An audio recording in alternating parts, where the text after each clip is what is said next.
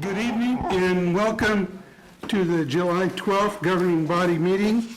If you will give your attention to Councilman Emerson, who will provide the invocation, stand as you are able, and then remain standing for the Pledge of Allegiance. Councilman? Thank you, Mayor. Tonight, I am pleased to welcome Pastor Ben Oakery. Ben is a graduate of Washburn Rural and Washburn University. He's been a pastor for 9 years, and the last 5 he served as the pastor of Calvary Lutheran Church in North Topeka. But more important than this, 19 years ago today, Ben and his wife Tamara got married, the former Tamara Wilkerson. So I said, "Are you sure you don't do Zoom?" They told me they're doing VBS at his church, so he was glad to come down. That's right. So he's actually going to go back to VBS, right? We love civics, so we couldn't think of a better way for us to spend our anniversary. Absolutely. And Ben and Tamara have 4 children, Connor, Sophia, Eleanor, and Violet, who got to join me about a week ago in Appomattox, Virginia for a wedding. So I know there's a highlight of those kids' trips seeing me there. But Pastor? In the name of the Father, and of the Son, and of the Holy Spirit. Amen. O God, from whom come all holy desires, all good counsels, and all just works, we ask your spirit of peace and truth be upon the deliberations tonight. We especially ask that you would give the mayor and the city councilors here today wisdom and love, that they would seek the truth and do what is pleasing in your sight, according to the blessings and guidance you would bestow on Topeka and its people. We pray all of this for the sake of Jesus Christ, your Son, our Lord, who lives and reigns with you in the Holy Spirit, one God, now and forever. Amen. Amen. Thank you. I pledge allegiance to the flag of the United States of America and to the republic for which it stands, one nation, under God, indivisible, with liberty and justice for all. That was bad. I'm getting bad. All you have to do is remember my name. Call this meeting to order and ask for the clerk to call roll, please. Mayor Padilla. Here.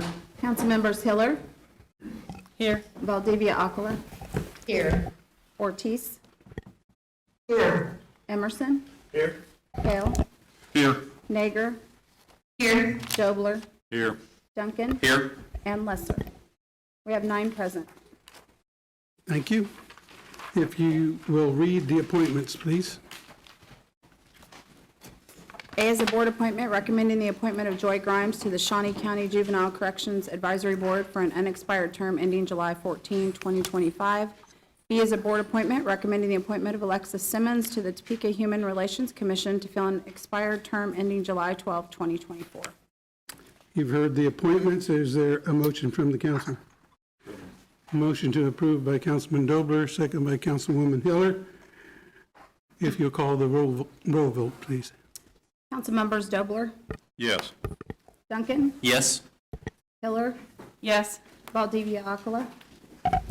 Yes. Emerson. Yes. Hale. Yes. Nager. Yes. And we have 8 yes. Motion carries. Motion. Yes. Oh, there's, Councilmember Ortiz, I am sorry. see, I'm not the only one that does that. Thank you. I'd ask, is Ms. Grimes here in the room? Thank you very much. And Alexis Simmons, are you here? Well, Ms. Grimes, thank you very much for stepping forward and volunteering to serve in this capacity. Thank you.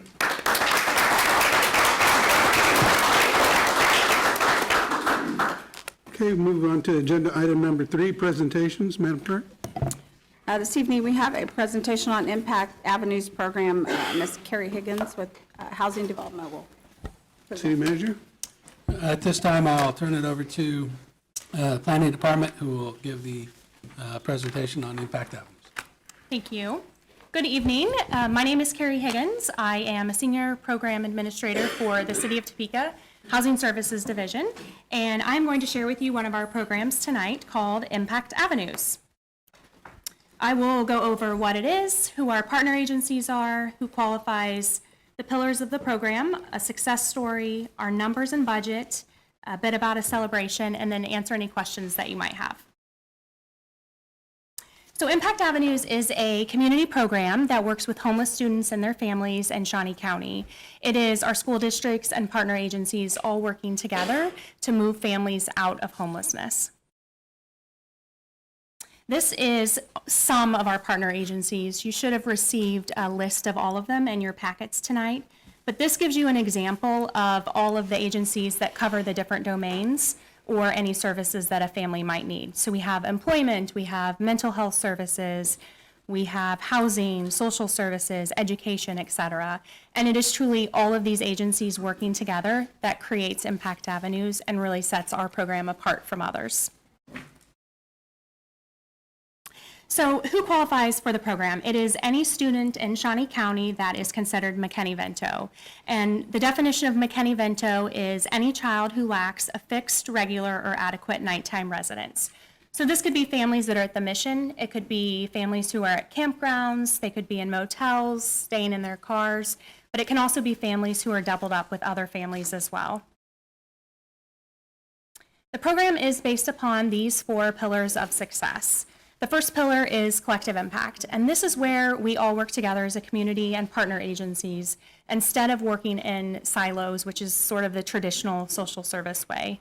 We are able to make a bigger impact by all coming together. We currently have 38 partner agencies that all provide wraparound services to our families. And our second pillar of success is single point of service, and this is where we bring all of those partner agencies together to one location. And we currently meet every Thursday at Garfield Community Center. We call this Impact Thursday. And this is really important because our families are already in crisis. Many of them have transportation issues, and this allows them to access multiple agencies and multiple services all at one location and at the same time. The third pillar of the program is intensive case management. And this is where every family is assigned a navigator. The navigator provides 12 months of case management to the family. They also become the family's single point of contact. So instead of a family needing to reach out to multiple agencies or possibly having multiple caseworkers, they just reach out to their navigator, who then coordinates services with the partner agencies. Again, it's all about breaking down barriers for families who are already in crisis and overwhelmed. The family and the navigator will meet very frequently in the beginning as they are working through any issues or barriers the family might have to getting housed. This can be things like finding employment or getting mental health services. It can also be things like getting birth certificates or IDs for the family as well. The family will also be taking classes every week at Impact Thursday, a total of 4 classes. Education is a big part of the program. A lot of our families truly don't know some of the basic skills that they need to be successful. And so Impact Avenues works to teach those families those skills so that they can be. And then even after the family is housed, they will continue to work with their navigator and partner agencies. They do the 12 months of case management, but even after that, the family is part of our program until their youngest kid graduates high school. So this provides a safety net for the family. So if something happens down the line, the family can contact their navigator and get assistance through it as well. And then the fourth pillar is permanent housing solutions. And this is where we work with landlords and families to find sustainable housing. We do inspections to make sure it's up to code, so it's safe for the family. And we work with the family on budgeting to make sure not only is it affordable, but then ongoing budgets with them to make sure that they're on track financially. And then we also work with our partner agencies to make sure it's a turnkey experience for the families. So we provide household items, beds, furnitures, etc.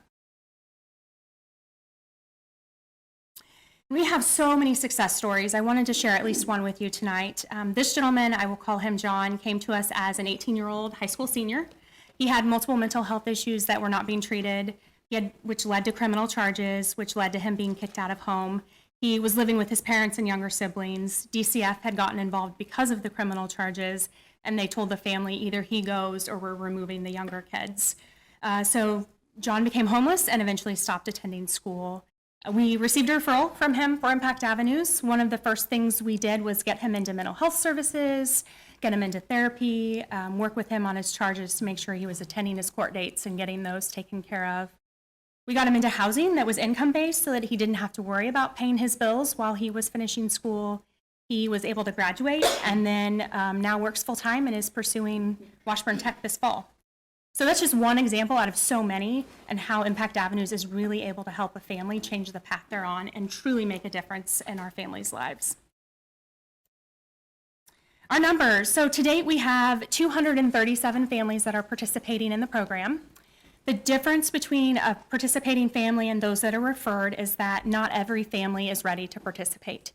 So the program is intensive. It is for families who are truly ready to change. So some of our families are referred and they don't start, or maybe they start and stop, or some of them just take longer to get through the program. And this just depends upon their history and their trauma too. So what we do is we just keep reaching out to those that aren't participating, and when they're ready, we're there for them. We have housed 120 families to date in permanent housing, which includes 299 children that now have safe, stable homes. Over 626 classes have been taken, over 3,000 touch points have been made, and our current success rate is 97%, which means the families that we're housing are staying housed, which is really important. The program was initially made possible by Advisors Excel, who provided $500,000 for the first 3 years of the program, and it has recently been extended for another year as well. This grant covers staff positions for 1.5 navigators. It also provides unrestricted funds for services. And this is really important because while we utilize our partner agencies, all of their funding and services first, there's always gaps. And having unrestricted funds allows us to fill in those gaps. It allows us to truly help a family with what they need.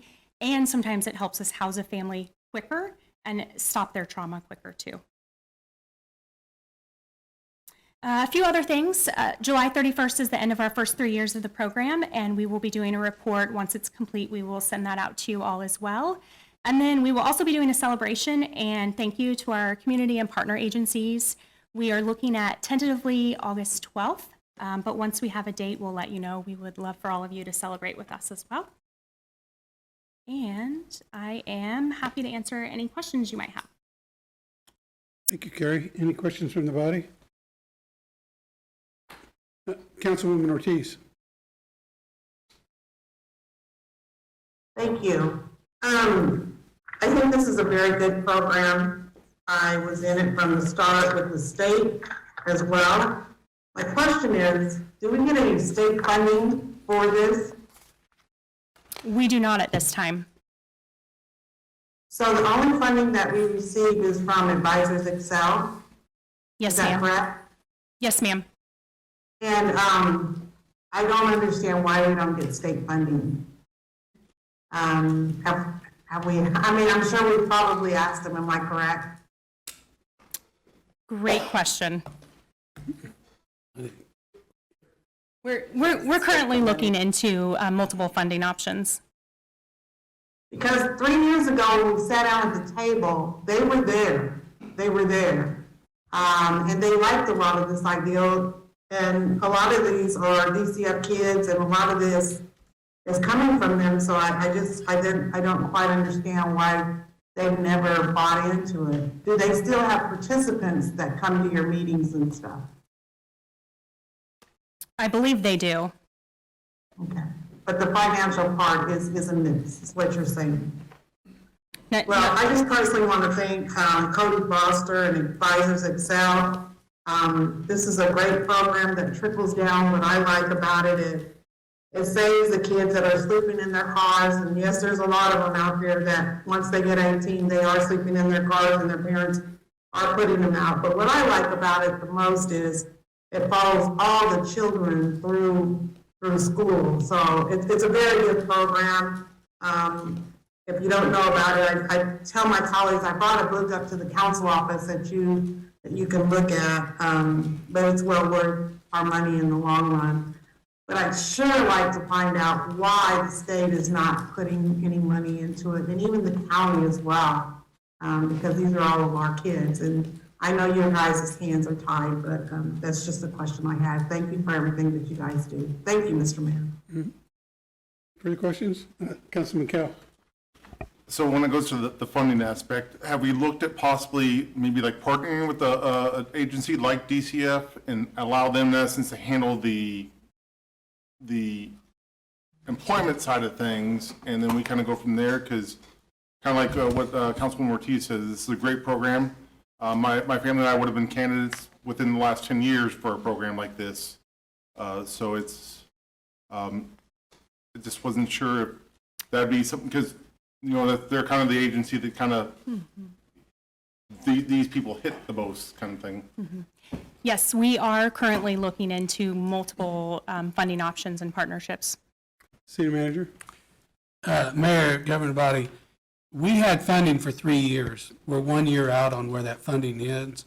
And so this is just preparatory. Yeah, we'll be looking at all the avenues of how we can secure funding, partnerships, and all that stuff. That's coming down the road. But this is really to give you information about the project or the program.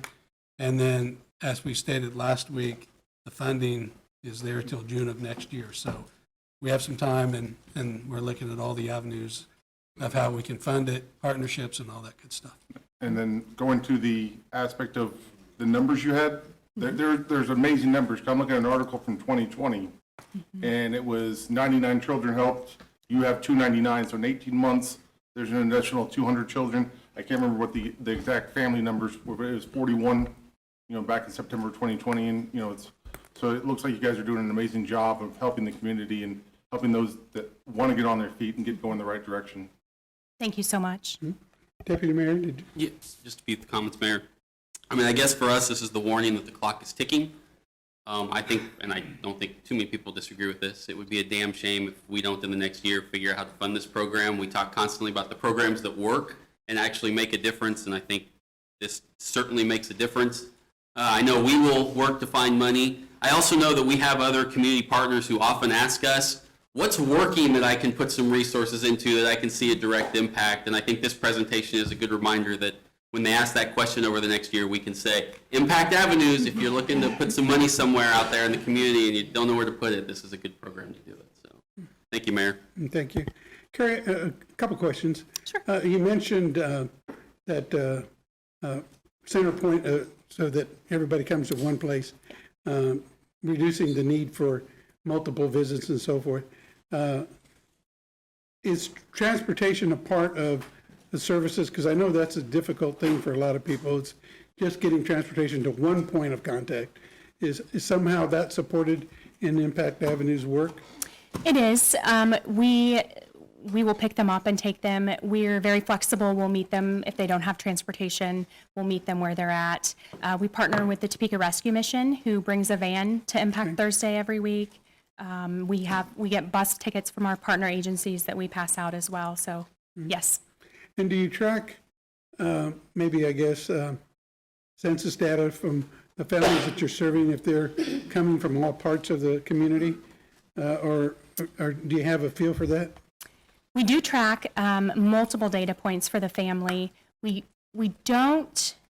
track where they're coming from, but it's a little bit difficult because they're homeless and oftentimes very transient. So they're moving from family to friend's house pretty frequently or in their car. So it's difficult to get a good feel for where they're coming from. Well, thank you. And I was at a meeting earlier today along with city manager and others talking about the good things that are happening. And certainly this is something we should highlight and be proud of, because you're showing the outcomes that we need to have, not just the expenditure of funds, but the outcomes that are really helpful to this community. So thank you for you and everyone that does this work. Any other comments? Okay, thank you again, Carrie. Thank you so much. Okay, we'll move on now. Madam Clerk? Okay. A is an ordinance introduced by interim city manager William E. Cochran, allowing and approving city expenditures for the period of April 30 through May 27, 2022, and enumerating said expenditures therein. B is approval of a public works engineering contract with Professional Engineering Consultants, PA, in the amount of $142,500 to provide design services that include engineering design and construction documents for project 601125, Phase 1 for Valley Park Neighborhood Street improvements. C are minutes of the regular meeting that have been withdrawn from the agenda and placed on the July 19th agenda. And there's a list of cereal malt beverage applications, and staff is recommending approval. Okay, we've heard the consent agenda. Is there a motion? Motion to approve by Councilman Kell, seconded by Councilman Emerson. If you'll call the vote, please. Councilmembers Duncan, Yes. Mayor Padilla, Yes. Councilmembers Hiller, Yes. Valdivia Aquila, Yes. Ortiz, Yes. Emerson, Yes. Kale, Yes. Nager, Yes. and Dobler. Yes. We have 9 yes, motion carries. Okay, move on to agenda item number 5, action items, if the clerk would read.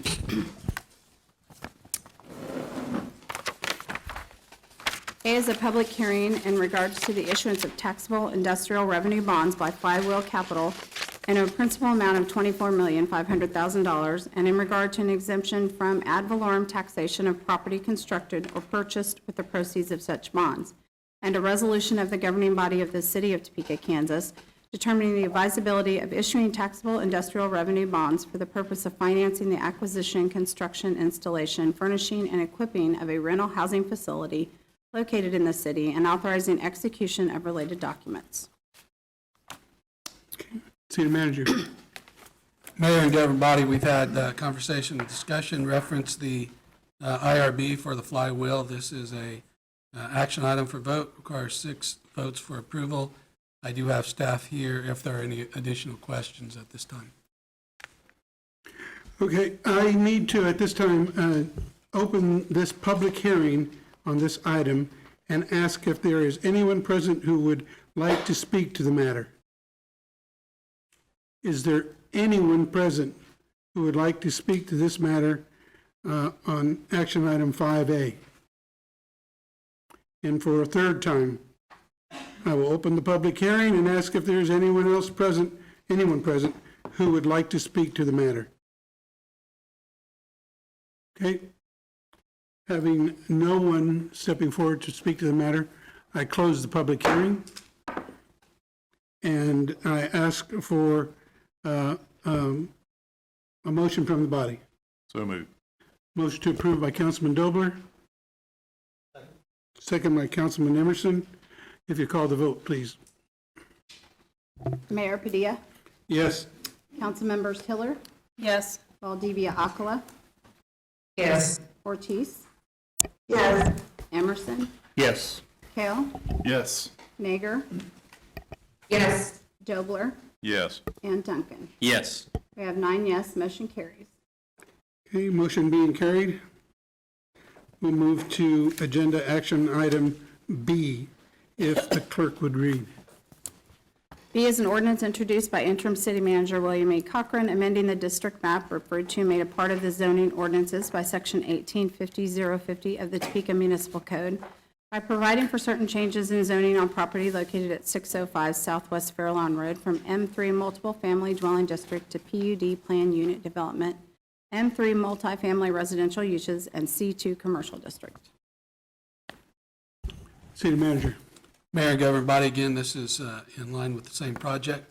And so again, this also requires 6 votes. Okay, before we proceed with the voting, I need to ask if each member of the governing body who has engaged in an ex parte communication with any individual, either in favor of or against the matter being considered, must state that that communication occurred and indicate that even in light of having engaged in the communication, they were able to fairly, objectively, and impartially consider the measure based only upon the evidence provided on the record. The record includes the Planning Commission minutes, the staff report and its attachments, the public comments made during the Planning Commission hearing, and similar relevant information related to the matter. So I ask the body now, is there anyone who has an ex parte communication they'd like to bring forth? None? Councilwoman Ortiz? Yes, I had some discussion with the residents, some of the homeowners out in that area, and I can make a fairly decision. Thank you. Thank you, Councilwoman. Okay, seeing no further acknowledgements, we'll proceed to a vote. We need a motion. Okay, I need a motion from the body to approve okay, motion to approve from Councilman Emerson, Second. Second from Councilwoman Nager. And if you'll call the vote, please. Councilmembers Hiller, Yes. Valdivia Akala, Yes. Ortiz, Yes. Emerson, Yes. Hale, Yes. Nager, Yes. Dobler, Yes. Duncan, Yes. and Mayor Padilla. Yes. We have 9 yes, motion carries. Okay, motion being carried, we'll move to action item 5C, and we have, on this resolution, we have a person signed up for comment on this particular item. Dr. Bierman?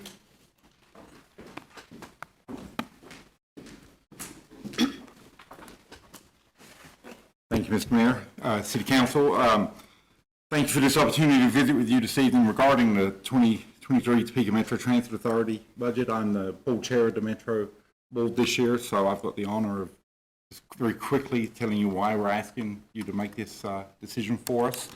The Metro staff and board have completed a serious and thoughtful review of our budget that is presented to you. We believe it is one that allows us to maintain and expand upon the high level of service that we provide to the citizens of Topeka. We've spent significant energy looking for fiscal savings in the budget. Probably the best example of this is in our new budget, we've reduced the cost of administration by 13.62%. That's about $200,000. At the same time, we are seeking to invest in new and more cost-efficient and effective services. We will, in the next few weeks, place our first order for electric buses, the goal of trialing them in Topeka beginning in the latter part of 2023. In our new fiscal year, we hope to begin trialing micro-transit services in selected areas of the city that are currently difficult to serve with our traditional larger buses. Nevertheless, we do anticipate a continued reduction in revenue from fares. Our ridership is reestablishing itself, but has not yet returned to the pre-pandemic lockdown kind of levels. So we are estimating a decline of about 21.5% in revenue from fares. Topeka Metro is in a good place. We are working towards what I believe will be an excellent strategic plan that provides even better service to Topeka. We have great staff leadership, a board committed to giving our service the best possible service, and to continue this momentum, we do need your assistance. On average, Metro vehicles travel 1.25 million miles within the Topeka city limits every year. This means we use large amounts of diesel and gasoline. The Metro request to exceed the revenue neutral rate with our fiscal year 23 budget is a result simply of expected growing fuel costs. Rising fuel costs for Topeka Metro is something, of course, that we all face. I'm sure, for example, the City of Topeka police, fire departments, and others face the same issue. We are concerned about how little control we have over our fuel costs, but the reality is keeping Metro services on the roads of Topeka to serve the needs of our riders, so many of whom are 100% dependent upon us to get them to work, to their medical appointments, to school, means we have to put diesel in the buses. Again, the Metro staff and board are seeking ways in every meeting that we have to operate the most efficient service possible. We are not seeking to exceed revenue neutral rate without having spent hours working on different budget scenarios. The reality of our request is we are in the public transportation business and our fuel costs are rising and will continue to rise, so we need your help. I am, of course, always happy to take questions, and I appreciate your time this evening. Thank you, Dr. Bierman. Any questions for Dr. Bierman? Okay, thank you, sir. City Manager? Mayor, governing body, as we know, under statute, we are required to notify Shawnee County if we intend to go past revenue neutral. This is not saying that we will. This just gives us that option for negotiating when we come to working on the budget. So this is just to pass that we intend to have conversation about exceeding revenue neutral and that we will be notifying the county of such, and this requires 6 votes. Okay. We've heard the resolution. Councilman Emerson? Thank you, Mayor. I guess just to be clear, this first one is for Topeka Metro Transit, right? That we're discussing right now. Okay. I don't have a question. And I will support this because I'm also going to support the next item, which is Topeka exceeding the revenue neutral rate. But anybody that's been watching us here the last couple months know that we're hoping with the increase in appraisals right now that even if we exceed the revenue neutral rate, we'll actually can hopefully reduce the mill levy. I know the Metro is a little different in that they have a set mill levy, but one can always hope that some room can be found. So I will support this, but I would love if it's possible to reduce the mill levy a little bit. So that's it. Thanks. Further comment or questions? Okay. I'll entertain a motion. Motion to approve by Councilman Dobler. Second by Councilwoman Ortiz. Madam Clerk, if you'll call the vote. Councilmembers Valdivia Akla, Yes. Ortiz, Yes. Emerson, Yes. Kale, Yes. Nager, Yes. Dobler, Yes. Duncan, Yes. Mayor Padilla, Yes. and Councilmember Hiller. Yes. We have 9 yes, motion carries. Motion's been carried. We'll move to action item 5D, if the clerk would read.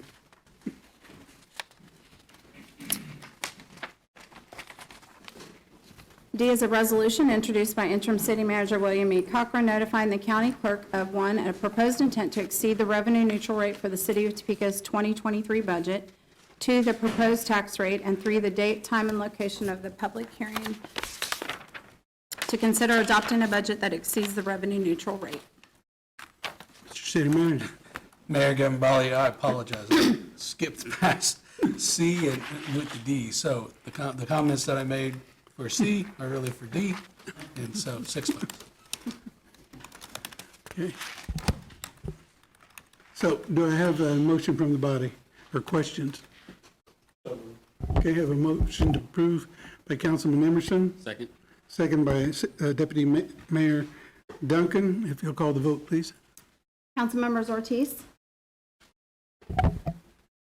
Here. Yes. Emerson, Yes. Kale, Yes. Nager, Here and yes. Dobler, Yes. Duncan, Yes. Mayor Padilla, Yes. Councilmembers Hiller, Yes.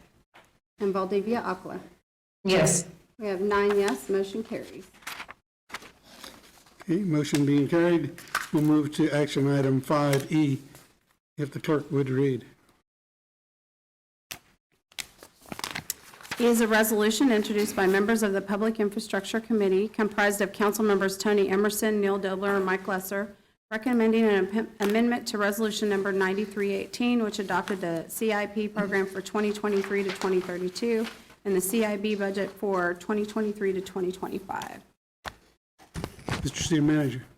Mayor, Governor Body, this has been moved forward by the Public Works Infrastructure Committee on a vote of 3-0, and it is to make recommendations for amendments to the CIP. It takes 6 votes for approval. Okay. Questions on the resolution? Councilwoman Hiller. Thank you, Mayor. I have one, and my apologies. I thought this was pretty straightforward, so I didn't look at it till today. But it sounds like this is an amendment to the section on, one of the two is an amendment to the section on downtown projects. My question is there a project that we have in mind at this time for 2023?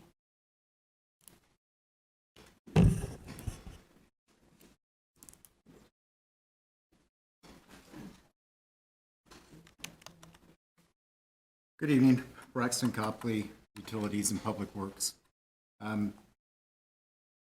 The purpose of the amendment is to correct the description of the downtown improvement program. It was errantly listed solely as Kansas Avenue between 1st and 6th. We already had a standalone project for 4th to 6th for Kansas Avenue.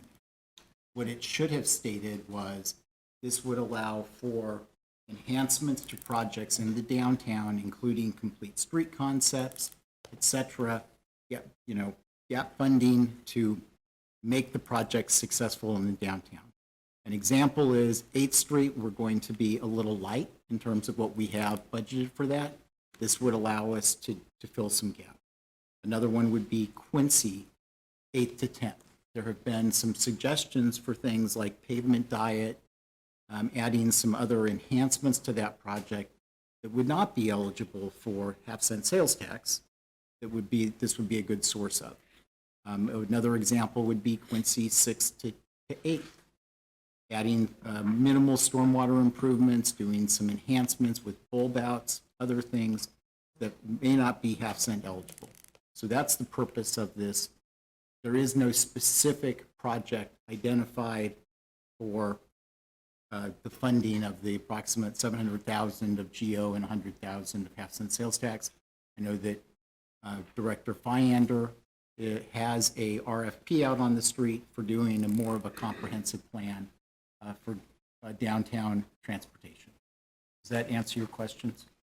I think so. I would, I'll go ahead and support it, but I would suggest that I know you're doing a lot of catch-up with dollars that have accumulated over the years and projects that are, or project funds that are incomplete. I just don't want us to start that again, and I do hope that the projects that you have in mind go through at least if they're complete streets projects, that the advisory group for complete streets gets involved in DTI so that, and we have an idea of how those projects are fitting together and where we're going. It seems a little scattered right now, and I understand that.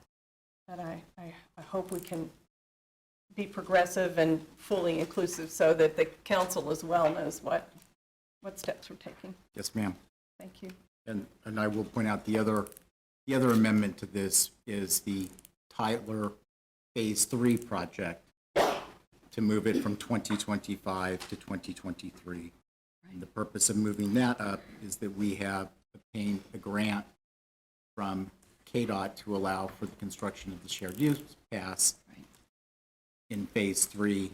And the last thing in the world I want to do is to construct the shared use path next year and then 2 years after try to fit a project inside it without damaging it. And I think we agreed to do that when we passed the CIP, and at least I'm involved in some of those transportation groups, and so we were aware that that was going to be an add alternate if we got the grant, and it's all working as we hoped. So that one didn't confuse me, but the other one did.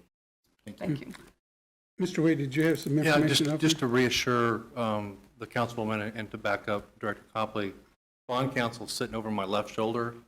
He's requires this stuff be very sticky from a legal aspect, and really all this is doing is changing the legal language so that we can do what it is we were intended to do, and as we had presented to you.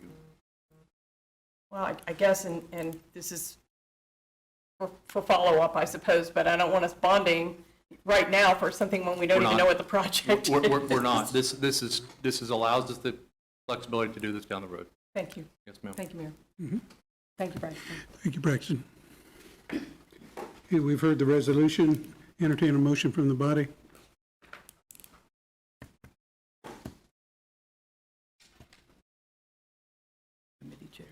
Okay. Here, and so moved by Councilman Dobler. Is there a second? Councilman Hager. Councilman Hager? Second. Okay, if you call the vote, please. Councilmember Emerson, Well, oddly enough, I may be involved in a project under this, so therefore I'm going to abstain from voting. Councilmembers Hill, Yes. Nager, Yes. Dobler, Yes. Duncan, Yes. Mayor Padilla, Yes. Councilmembers Hiller, Yes. Valdivia Avila, Yes. and Ortiz. Yes. We have 8 yes with Councilmember Emerson abstaining. Motion carries. Motion was carried. We'll move to action item 5F. If the clerk would read. F is a resolution introduced by the members of the Public Infrastructure Committee, comprised of council members Tony Emerson, Neil Dobler, and Mike Lesser, recommending approval of certain public infrastructure projects in 2023 utilizing citywide half-cent sales tax and ARPA funds. Mr. City Manager? Mayor, governing body, this is to infrastructure projects. As it says, half-cent sales tax, also using ARPA funds to get some of those projects done. This requires 6 votes. Anyone in the committee wish to make a comment? Okay. For Deputy Mayor. I just want to make a comment, and so far so good. I know that I see as all the projects are laid out, specifically the ARPA funds, I know that when we passed those ARPA funds as a body, especially some of us on the west side said it was important to us that those dollars get spent in areas that aren't our side of town, that have maybe been overlooked and underserved. And so far, we're doing that, and I thank you to staff for keeping that stead, and I'll keep watching as I know everyone else will, but I just want to say thank you, and we're on that path still, so that's good, so thank you. Entertain a motion. So moved. Motion to approve by Councilman Emerson. Second by Councilman Kell. If you call the vote, please. Council members Kell, Yes. Nager, Yes. Dobler, Yes. Duncan, Yes. Mayor Padilla, Yes. council members Hiller, Yes. Valdivia Aquila, Yes. Ortiz, Yes. and Emerson. Yes. We have 9 yes, motion carries. Okay. We'll move to action item 5G, if the clerk would read. G is approval of the summary of recommendations from the Police and Community Special Committee. Mr. City Manager? Mayor, governing body, this is the recommendations to move forward from the Police and Community Special Committee. It passed committee 3-0.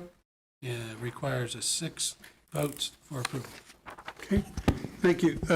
On this item, we have a few individuals signed up to speak. I'll give them that opportunity now, and I'll call forward Debbie Herod, if she's here. Ms. Herod? Hello, Debbie Herod.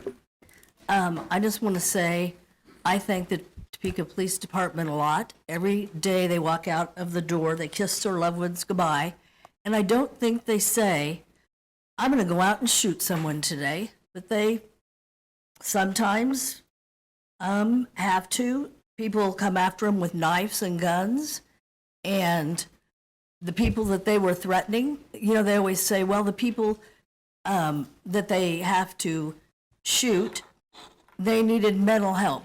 99% of the time, they have had mental help. And what about the people they were threatening? You know, they need mental help too. Or the policeman that shot them. They have a split second to make that decision. And have you ever been to a suicide, survivors of suicide meeting? I have. And, you know, a lot of times they want to be shot by an officer because they want suicide by the police. And I would tell you, my dad was a World War II survivor, and he was at sea for 2 days, and he taught me something very valuable. Most of the people on that ship died. He taught me there is a white area, a black area, there is not a gray area. When you do something, you know what the consequences are before you do it. So you think about doing it. And I just want to also say, you know, they're making a big deal about that veteran that got shot. My kid's dad spent a lot of time there. There is help if you want help. And I don't understand why we're judging the police department. They are judged by a board. And I think they do a very good job. And to my understanding, the police department is down 40 people. And I ask you, why would anyone want to be a policeman in Topeka when everyone judges them? They are taught, they know what to do, and I'm tired of hearing, oh, the officer did it. You know, what about the people they were threatening? You know, they need help too, and maybe they wanted suicide by the police. And I thank the police, and I think they do a good job. That's all. Thank you, ma'am, for your comments. The next person I have signed up is Ms. Danielle Twemlow.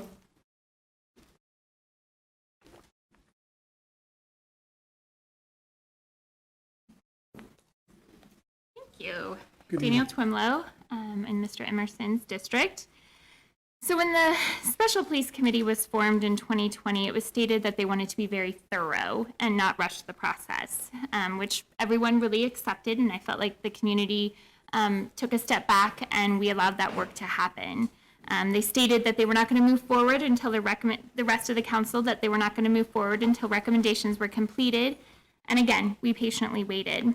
I've seen responses from council members confused why the community is demanding the council not vote until certain issues are addressed, when they're topics that are actually included within this recommendation that was presented. So I want to clarify some confusion that I feel like many of us in the community are feeling. When someone is conducting research for a purpose of providing recommendations, there's a standard. Recommendations urge specific actions to be taken with regard to policy, theory, or subsequent research. There are specific suggestions you make for action items. This report provides no plan, no specific action. In fact, it repeats over and over how things should just continue as they are in many of the statements.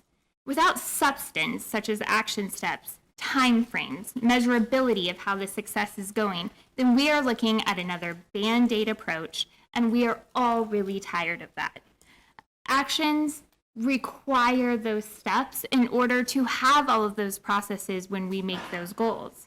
Not providing the substance leads to how we have an independent police officer or auditor, former officer, who completes these reports while stating this was within boundaries. We can throw an autistic boy to the ground, we can fracture his wrist, it's within policy, but it's concerning. That's it. That's where it's left, because there are no standards in place for where those recommendations go and what actions happen next. We don't have the substance and we don't have the structure. And here we are several years later, still in that same boat, and less. We have an IPA who we can't walk into his office. We're really unsure and really unclear of where that even is or how often he's even here. The system did not have measures in place to make sure that it was successful. I feel this is the same way with our CIT team. We have a great idea in place. We have something that is really working when it works. But we also have struggled for several years. Where is that commitment from the city council following up with goals, right? I know in every job that I have ever been at, I'm required to make a goal, I'm required to make action steps, and I'm required to report back to my supervisor how this goal is improving. If we are seeing a need that is not being fulfilled, if we are not able to fulfill positions, if we're not able to expand in the way we are, what is being done to help make that support to our police department, to our mental health care teams, to make sure that we can make those action steps happen? And it's because we continue to be vague. We continue to not have actual action steps in place that provides that clarity in a comprehensive plan. So I very much urge us to look at the things that have been presented in a comprehensive way and really put more substance before we vote into something. Thank you. Thank you, ma'am. Next person I have signed up is Ariane Davis. Ms. Davis?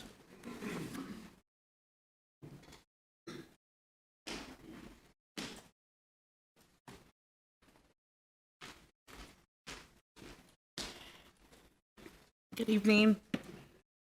My name is Ari Davis, and I'm a community advocate and activist, business owner, and my most honored title, a mother of 7 children.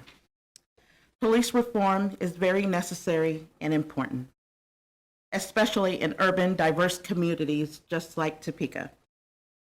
We all have seen what poor policing policies coupled with zero accountability from officers in Topeka can lead to. It's led to a loving Black mother and grandmother receiving a concussion, 2 black eyes, eye socket damage, and body slammed by an officer during a tail light traffic stop. It's led to wrist injuries and mental health issues to an autistic young black teenage child. A black man was beaten excessively during a traffic stop that included fist blows to the face and pepper spray, all while he was in handcuffs. The result of this beating by Topeka police officers was a broken jaw. A black man by the name of Dominique White was murdered by Topeka police officers. The officers shot and killed Dominique as he was fleeing the scene. Dominique was shot in his back. A few weeks ago, Christopher, a black Army veteran, was shot multiple times by officers during a mental health crisis. Was there anyone dispatched from the crisis team? I don't know. Christopher, from my understanding, was also shot in his back. There are only a few stories. These are only a few stories of 100 that have happened here in Topeka over the last several years. There have been over 120 excessive force complaints over the past years filed in the city of Topeka by a city employee, the independent auditor, whose position falls under the guise of a city employee. You want to guess how many of those 120 plus excessive force complaints were investigated and accountability or discipline of the officers involved recommended by the auditor? 0.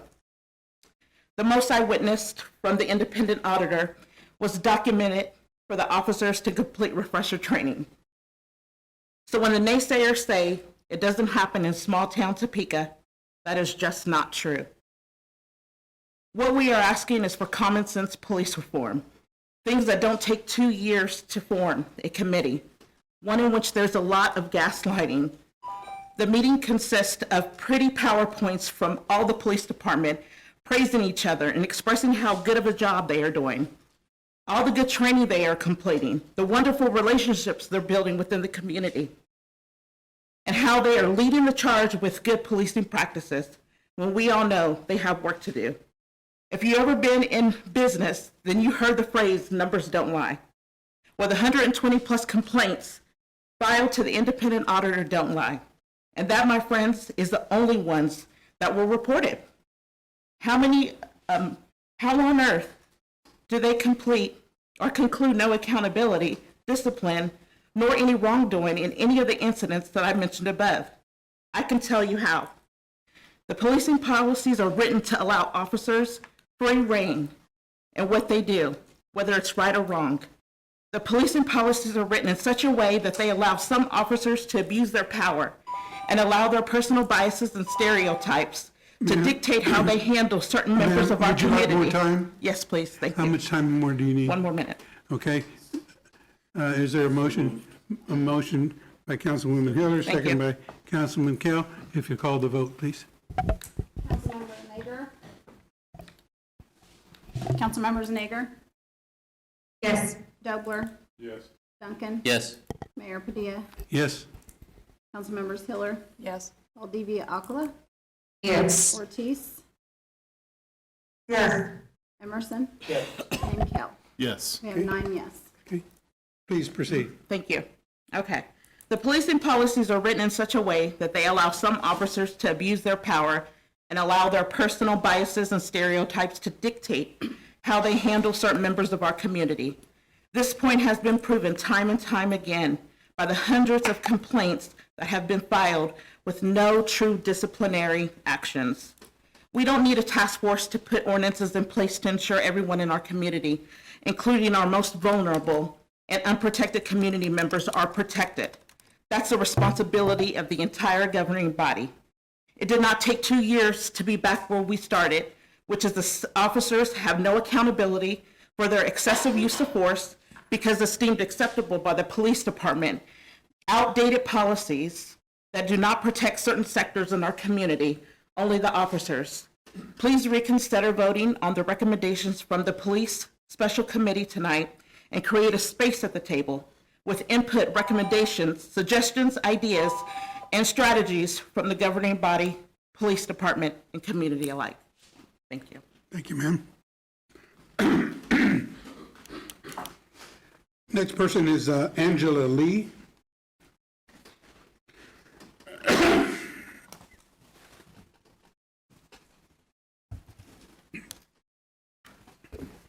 My name is Angela Lee, and I came in capacity tonight as a mother first. I'm part of Moms Demand Action, and I'm also with Moms of Murdered Children. We have 831 members. Those are people in Topeka. It's kind of hard I'm not going to throw a bunch of, Ari's already pretty much told you guys, several examples of the reason why we are here. There was never once when we started this 2 years ago to downgrade the police and not have any police accountability. We want to be able to come to the table. Each time that you guys have done these talks and these committees and special councils, you have not once taken into account, I've lost 2 children here. No, they weren't killed by the police, but I've lost 2 children. One here in Topeka and one in San Antonio. They gave 12 years of her life in the military. For us to not be able to come to the table, I have minority children that still live in this city. Where is the accountability? I am in the group with Dominique White. I know that nobody wants to hear that. It's the elephant in the white room, but you know what? That man was a father, was a son. I can empathize with that mother, because have you ever personally gone to the corners and had to identify your child after somebody else's actions? We're not here to take away from the police. We're here just like any other job. My job holds me accountable. If I don't do the policies or they don't upgrade them, how can they hold me accountable? That's all that we want, is a chance to sit at the table. These select committees always have the same people. City leaders, they don't take in accountability the survivors or the people, because I firsthand have seen some of my son's children and some of his friends turn around and be harassed. A lot of it can be avoided, and it's all about how people deal with each other. If you come to me hostile, do you think that I'm going to not feel threatened and I'm not going to want to say something back? That's human nature as a human being. I'm sorry, guys. The statistics that were put out today are not, we have an epidemiology report for Shawnee County that contradicts that. Yeah, we may be getting better in some, why would you not want to be proactive instead of reactive? So to sit here and say that people are stirring up stuff and bringing big national, it's in the headlines every freaking day that you pick up the news. There is something happening. Why are we waiting until it happens? Well, guys, it's already happened here. Dominique White, Christopher Kelly, that's 2 examples of what's happening here. So to not be proactive, it's just ludicrous. We've got to do something.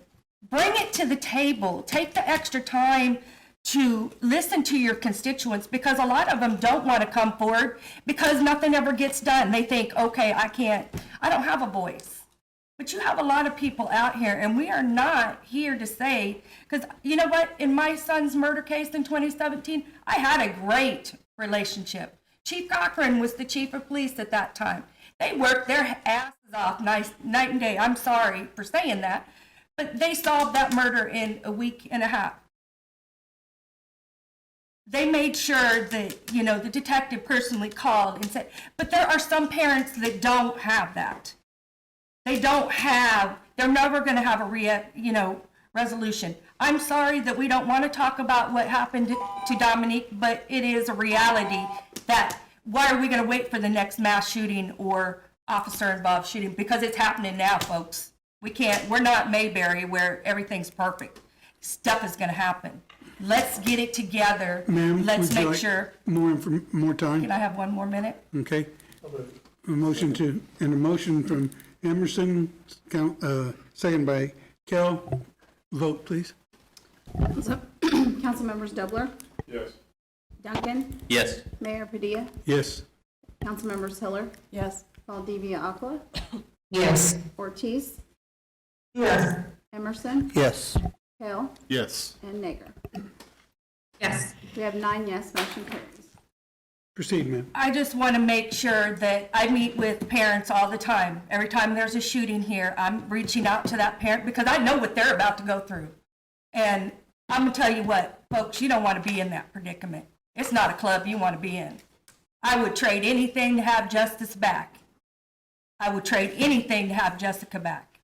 But they're not coming back. So what I do in the community are things to help people. We have got to set the example and set the bar and come together. Whether you're on the side of the, whatever your belief is, take the politics out of it. We should be able to sit down as adults and come to a resolution. Because as it is, we can set another committee, but without that, you're not representing the city of Topeka and every constituent that voted you into your office. I have family members that are on the police officer. My other son's dad was a detective when my son got killed. We got to get together before we really have some problems. So thank you for your time. Thank you, ma'am. The next person we have signed up is Danielle Martin. Or Daniel, okay? How you guys doing? I'm Daniel Martin. How does this work? Do I press the red button or something? Press All it right, over all here. right. All right, I'm new here. All right. The clerk will start your time clock, maybe a green light. When the yellow light goes on, tells you that you have 1 minute left, red light means your 4 minutes are up. Okay. Okay, and if you need more time, ask for it. All right. Thank you. Well, I'm just going to keep this simple, right? The city council was put in effect to be the voice of the people that live in those communities. And when we start getting away from what the people actually need and doing what's best for the infrastructure, the administration, then I question whether or not people on the board are being ethical. And when I say being ethical, I mean this. Christopher Kelly, that was my wife's brother. So I got the call. I had to go home because my wife was the first one that the KBI contacted. So my thing is, they have a crisis intervention squad, right? So here it is, the newspaper's reporting that he was talking, they talked to him for an hour, but it was with a hostage negotiator. See, who's going to hold that accountable? See, because hostage negotiators are trained not in mental health, but in order to get control and compliance at any means necessary. See, there is no way that if I had a broken arm, that you guys would send out an orthopedic doctor to look at me, because it doesn't match. So here it is, we're voting on something, and you're saying, no need to do that here, and it just happened. So why wouldn't you go and look at that again and address it? Say, hey, you know what? This just happened. So let's just hold back before we vote, because that's responsible. Because now you're looking at the situation and you're saying, well, you know what? That did just happen. I didn't know. I had no clue that for 2 years that this crisis response team was already in place, but it was never implemented. They had rubber bullets, never implemented. So I'm asking you, if that was, Chris was a veteran of the Iraq War.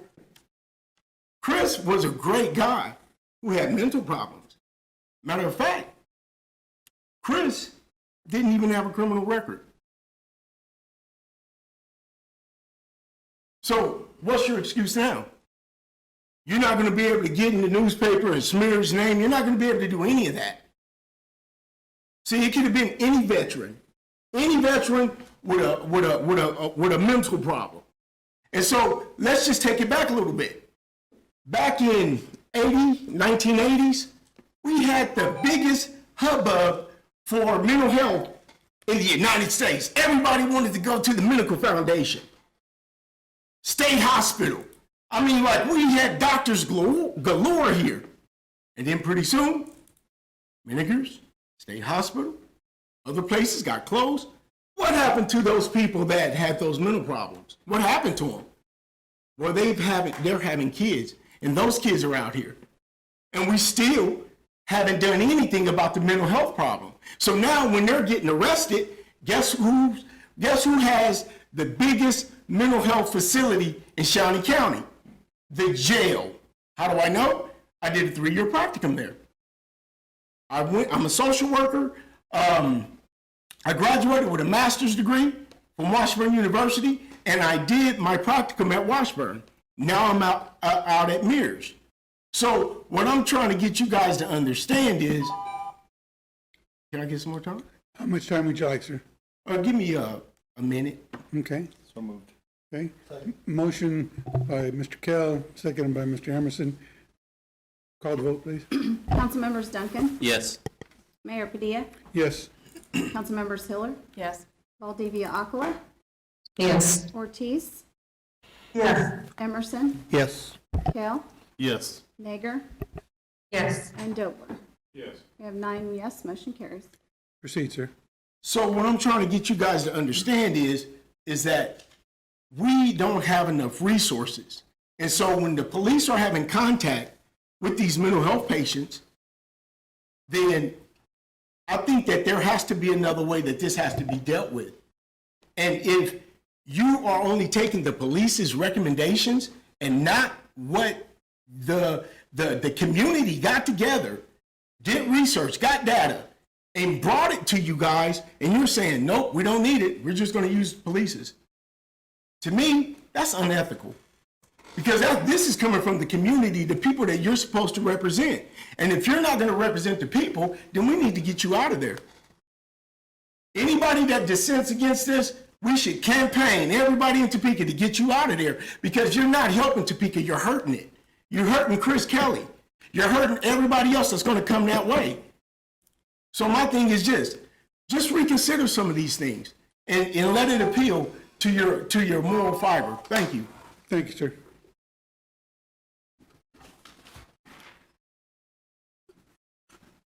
Okay, I'm looking in the audience. Miss Gunda Overstreet, is she on Zoom? Yes, Mayor. Is she there? Okay. Miss Overstreet, I think you're on mute. Yes, I'm here now. Okay, good. Go ahead, ma'am. Thank you very much. I am a community advocate of civil and human rights here in Topeka, and the state of Kansas as well.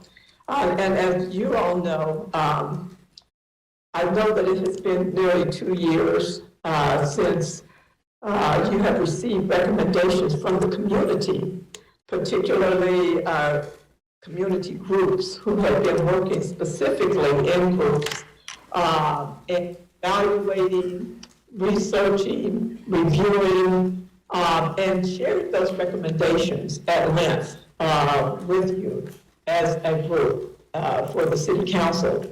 And I believe that because of that information was one of the reasons why ultimately there was this community and policing committee that was created. I have to say that I was really dismayed at the initial beginning of this because I expected community members to be a part of the committee. And especially when I found that the committee was made up of only 3 council members, that said to me that there was not going to be any ongoing community input. I will say, in all fairness, that I was called along with, and I asked Danielle, and we in partnership presented information to support an independent citizen review board. With that being said, there was a lot of time, energy, effort invested. And when I looked at the recommendations, it was like it was respectfully or disrespectfully placed aside. That was very alarming. It really makes the community weary. And it says to me that those sitting in the council have forgotten what it is like being a community member. I don't know what happens. I don't know what happens when you begin to sit in those seats and make a decision that is clearly against the community and what it has worked for, what it has researched, what it has provided on an ongoing basis. So that really makes me weary. It really is disappointing. There appeared to be no ongoing community feedback except for presentations and reports. We were looking for stronger leadership. Those who are willing to listen and actively collaborate in solving this community policing issue. And while there may be a minority of individuals, such as the individual that spoke earlier about the police, we shouldn't have judgment against the police. I want to just say this. When you drive down the highway, you see a sign that says 1 fatality is too many. And if we can put that sign on the highway, then we should be able to put it on the backs of every police officer. 1 fatality is too many.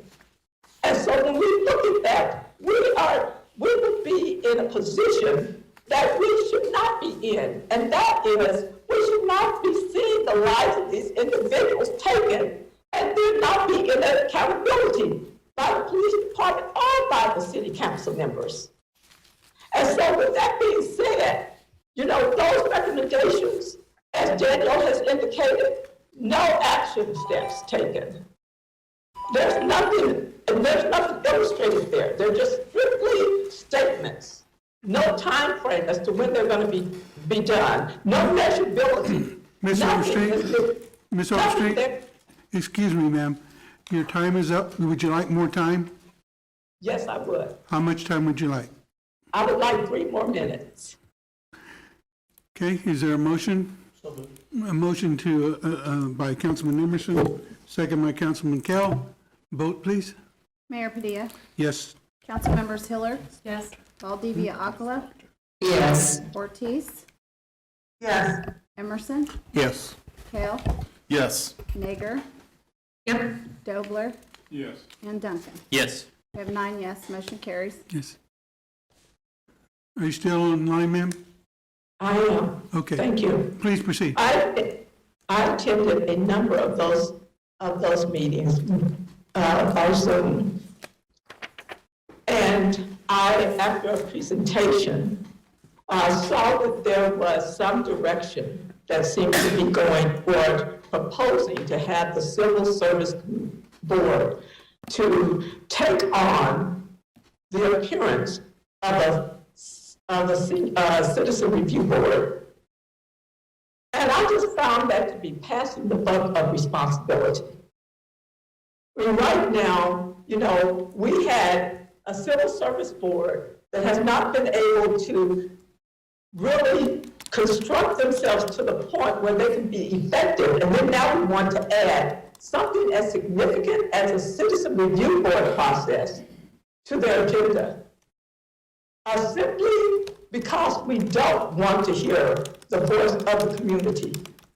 And I think that we made a very significant case with respect to why we should have an independent Citizen Review Board. For some reason, we have a council that does not feel like they even have the autonomy or the authority to be able to do that. And I would ask for you to look at your level of accountability. Look at your job descriptions, and you will see that you have that responsibility just like every other city or local authority has had. But what it says to me is that people are simply not wanting to take that accountability. With respect to this, I want to say to those three individuals who were a part of the committee that you did a very diligent job meeting on a regular basis. But you lacked a lot of substance with respect to no community involvement, nobody from the community sitting on that committee. That committee should have initially been structured with community members. And so with that, I just certainly hope that each and every one of you look deep within and make the right decision to say that right at this particular time, we're going to set this recommendation aside. We're not going to look at approving this until we know and feel comfortable that we have more community input and that we diligently put together a plan of action based upon those recommendations. That would be the end of my comments. Thank you. Thank you, Dr. Overstreet. Yes. I said thank you. Okay, we've had our public comment on action item 5G. I'll ask the council if they wish to offer anything on discussion. Councilman Kell. Thank you, Mr. Mayor. So kind of what I said last week, there's been, I think, 23 meetings over a 2 years period. And I think we need to move forward, but not move past.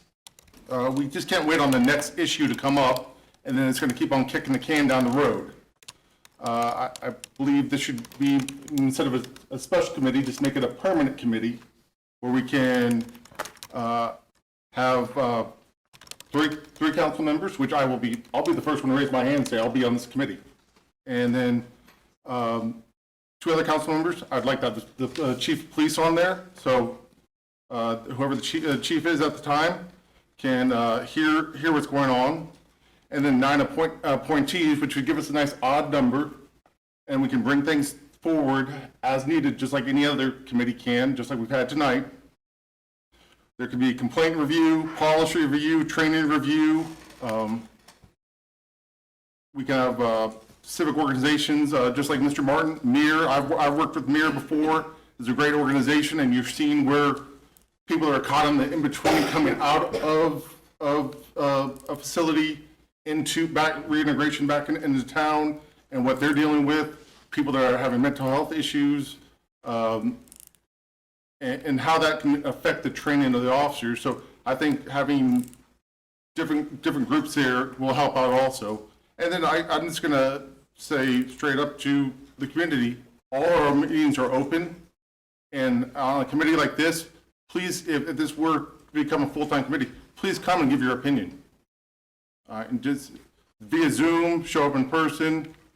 And like I said, I'm not sure if we need to make an amendment where we can make this a full-time committee, or this needs to be brought up to another issue. But I'll be, like I said, I'll be the first one to raise my hand and put myself on that committee to move forward, because like I said, if we just keep on kicking the can down the road, we're not getting anything done. So I think we need to work with what we have, what's recommended, but then keep on working towards the future to make all issues valid, and then we're at least moving forward instead of just standing still, because from my point of view, when you're standing still, you're moving backwards. Thank you, Mr. Mayor. Mm-hmm. Further comment from the council? Councilwoman Ortiz? Thank you, Mr. Mayor. First, I want to say there's some things I agree with and there's some things I don't agree with.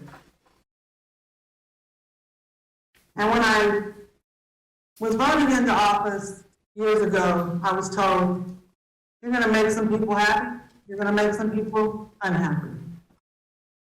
But at the end of the day, I have to realize and I have to look and make sure that what I vote on is what I believe in. And when we first got this cast, in this committee, when I was voted chair, we did have a lot of public input. We have considered public input. And the reason why it took 18 months, so we've spent a lot of time on it, and the reason why it took 18 months is because there was a lot of people that were misinformed, a lot of accusations that still today, they believe one way or the other. And we had to sift through all of those. And so when we had wrote down everything that everybody wanted to discuss, we took every email, we took every comment, we sat down and discussed the 4.5 hours of testimony that people gave and tried to figure out what they wanted, what they were mad at, what they want, what they don't want. And then we went through and we studied and we studied and we studied and we studied and we studied again. These are not any recommendations from the police department. They only answered the questions that we answered, and those were policy and procedure questions. They didn't recommend anything. They just showed us what they are doing and how they are doing it. In the recommendation, it does call for the CITs in there. And this will, it says in 3, this will require funding and additional officers to supplement the current staffing levels. And I even wanted to put in there, but I got overruled by my committee, which is okay. I wanted to put in there to make sure we had 2, and that the council, and it stated that it would have extra funding, would need extra funding, but I was told that's fine. We don't want to preset the budget because that's how important that is. We all see mental health. We all see mental behavior and the effects of mental health that's going on in Topeka. We all seen that when the state hospital closed. We all seen that when the drugs only have so many beds. We've seen that. When we looked at everything, and I'll have to respectfully disagree with Dr. Overstreet, we took your proposal, what you wanted, and we looked at it. And for myself and other council members, they can speak for themselves. I don't have subpoena power, neither does the legislators. They don't have subpoena power.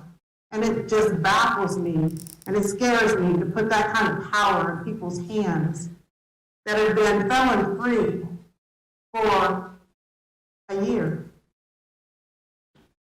And when I looked at the Civil Service Board, and it's a board that, again, I'll disagree, a board that's been very competent, and we have citizens on there, all type of citizens that deal with the applications, they know the policies and procedures for hiring and firing, and it seems like the right thing. Is this a perfect recommendation? Probably not, but it's a start. It's something we could start with. It's something that we can edit or whatever we want to do. So your voices were heard, and we went through all of that when we looked at it. And yes, some things were already done by the time that we got to them, because we tried to figure out which was the most important to start with, because we had to have a start. I agree with Ariane Davis and Andrew Lee that we have to have space at the table. I would encourage them, if this does pass, to become a member of the Civil Service Board. We need accountable people. I would also encourage you to understand and to learn all of the policy and procedures. We've got a long way to go.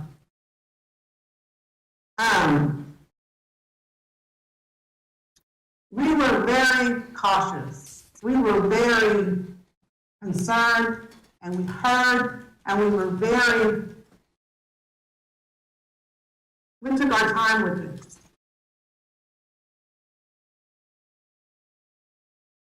We wanted to make sure that when we came to this point, and I've been saying it for months, that we were getting ready to come to this point because we cannot any longer continue to study and study and study. What are we going to study? And so when we, even to the end, when Karen brought more questions, we answered those and we answered those. I think we have a good document. I believe in this document. I believe it's a starting point. I believe it can work. And I would hope and pray that all of us, until we change the hearts of people, we can't make them act any kind of way. Any kind of way. I've said that before. Until we change the hearts of people, I would ask everybody to get involved, and however you can get involved. Because there's a lot of ways that you can get involved. The police chief is putting his new advisory board together. And that's one way. We even, with the IPA, we heard you. And so it's even in here that we make that a full-time position and give them investigative powers, more investigative powers to that person, so that they will be able to look up complaints and stuff like that. So with that,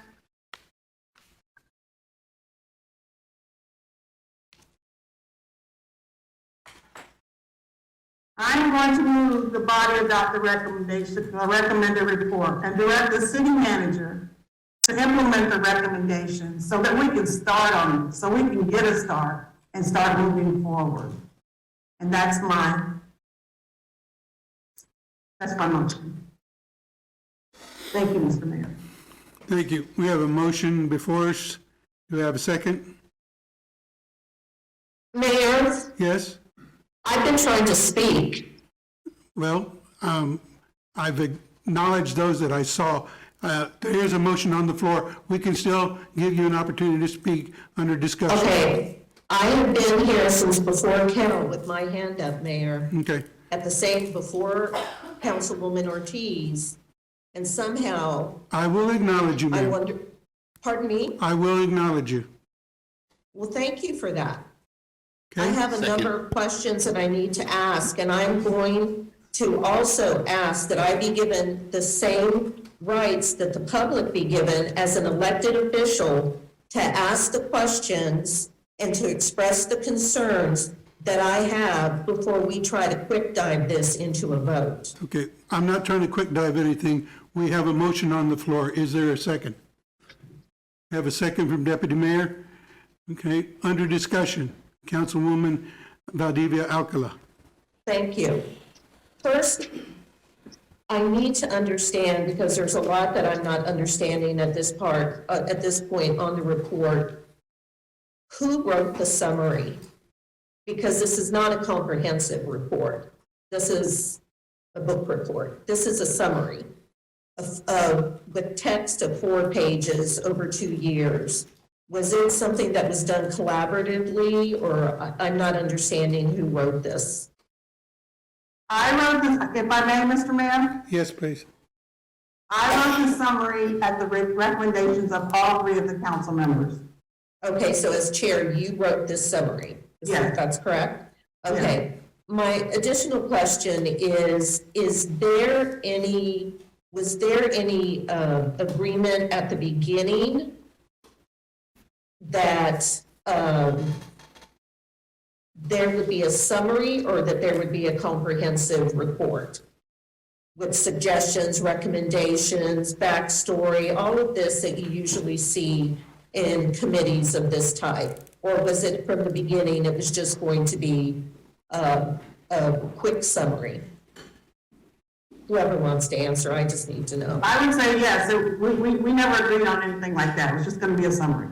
So it's just going to be a summary, okay?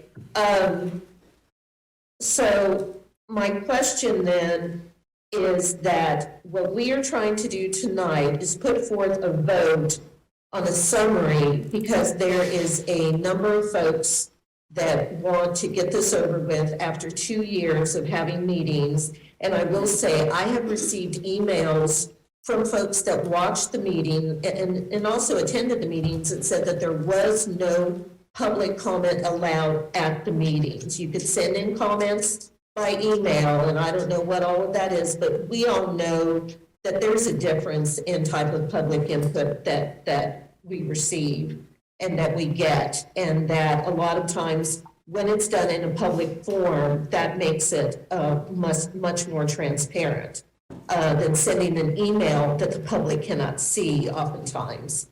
So I just want to understand that the summary was the bottom line point in this, and no comprehensive report. So when I look at this 4-page report after over 2 years of meetings, I see that there is one notation about mental health, one sentence on mental health. Is there any other information that was put forth by the committee in a recommendation other than the one sentence that I think council people on the committee or outside of the committee were referring to, that mental health issues were addressed, but I can only see that it was one sentence? Is there anything else that we can look at on that? Or just the 4 pages? We did this, if I may, ma'am? Yes, please. We did discuss that, we had a meeting, and that's the one thing that I pulled out of it, but we had a whole meeting on mental health and how that's handled. Okay, so it has one sentence to it.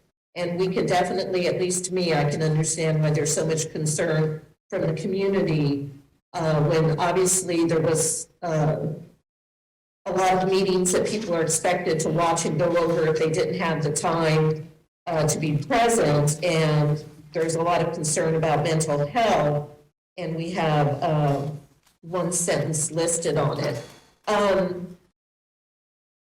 I do also want to see, I was looking at your, I guess this would be considered an addendum of some type that tells what happened at the different meetings. And I don't see where there was a presentation made by Mr. Collazo, the independent police auditor, and I need to verify if he ever made a presentation during these over 2 years of meetings. I'm gonna say I don't believe so, because we had that presentation as a council as a whole. But not your committee? But not our committee, yes. Okay, and But if I'm not mistaken, I'd have to go back and research that. But if I'm not mistaken. And Chair, this is a question for everybody. It's not just meetings pointed at you, but whoever wants to answer is fine. But my additional question is as well, was there any presentation or overview of the IPA process and the IPA reports from 2020 forward? I don't recall us going over, if you're asking if we went over any of the reports. I don't recall us doing that. And I'm not taking this offensive. I was the chair. That's just part of the pants you wear when you're the chair, you know. No, I don't believe there was. Okay. Councilwoman. Okay, and then the other. And I could stand corrected if I'm wrong. Staff can correct me, but I don't believe there was. Okay, thank you. The other question I had, and this had to do with information that I received, that emails were sent to me and responses from other council people that were saying that perhaps HRC could take up additional responsibilities, et cetera, in this process that is trying to be pushed through tonight. During this time, after this report came out, I have received information, and I'm asking for it to be substantiated. I'm asking the city manager for the minutes to the Human Relations Commission meetings from 2020 forward, because I have heard that there has been pushback by the administration on suggestions that they wanted to put forth for policing. And I have no idea if that was true, And I don't know if these meetings are recorded, but I am requesting city manager to get the minutes from those meetings. And I've heard even the words roadblocked. City manager? Mayor, everybody, yes, I can definitely send you the minutes, and they are recorded, they are online as well. And so I will provide you with that information. Okay, thank you. If I may respond to that, Mr. Mayor? Yes, please. The HRC never contacted me. I've never seen any emails from anybody, asking us if they could be a part of that or anything, so no, they have not said anything to the committee. Okay. And I don't know what you're talking about. Nobody's contacted me and said that, so I know nothing about that. Okay, thank you. This question is for city attorney, because I myself, I understand I'm not an attorney. I asked the city attorney to verify if the city council had what could be considered subpoena power. I then went in and looked at the section under the grievance procedure for the FOP. So what I need to understand, Ms. Stanley, with the information that you sent, which it kind of sounds like 1 foot in and 1 foot out. I understand that the law can be hard to teach us that are not lawyers, but it sounds to me that there are various, you state that from various provisions, it appears that with the vote of 6 governing body members, the council does have the ability to require individuals appear before the body to testify or produce documents or information if it is necessary for the legislative functions of the governing body. Then you go on, which is totally understandable. However, if the information requested is related to a personnel inquiry or another administrative function, that is the responsibility of the city manager under the charter, while the governing body could request the information. Ultimately, the choice on whether to provide it would, reside with the city manager. So for transparency, as we go through this, can you expound on that, please? Sure, I will do my best. I think your first description was probably pretty accurate, 1 foot in and 1 foot out. The way our charter is written, the governing body has the policy and legislative functions, but the city manager has the administrative and personnel functions. So, for example, if you did not like what a particular employee was doing, you couldn't reach down into the ranks and fire that employee. You could tell the city manager to, and if he refused, fire him. But your direct supervision resides on the city manager. That being said, the charter does say you have legislative ability and that you have the ability to require any information you need to make those legislative policy choices.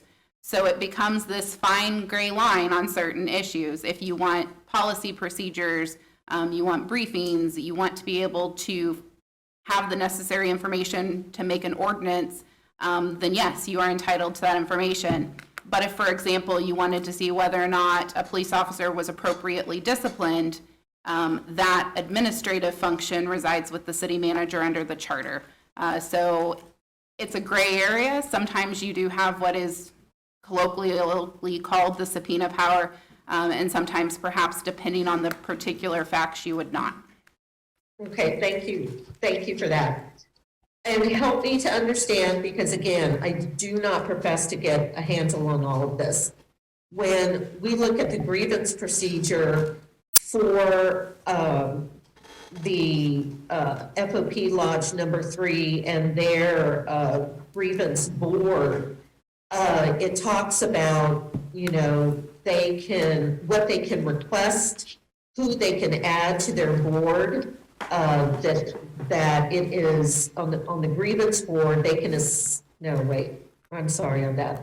It says, there shall be a scheduling of discussions and conferences shall by agreement of the aggrieved employee, the employee's representative, and the immediate supervisor. So when this process is put together, it says that the FOP Lodge number 3 will be allowed to designate 10 police officer bargaining unit members as FOP representatives to assist employees in presenting a grievance as provided herein. So what we're talking about then, and I'm just trying to make somewhat of a comparison when we look at an independent citizens review board and everyone's saying there's no subpoena power, is I'm trying to look at what we're looking in with, with the city and what the council can do, and I'm trying to look at what the FOP in their grievance, when they have an employee with a grievance,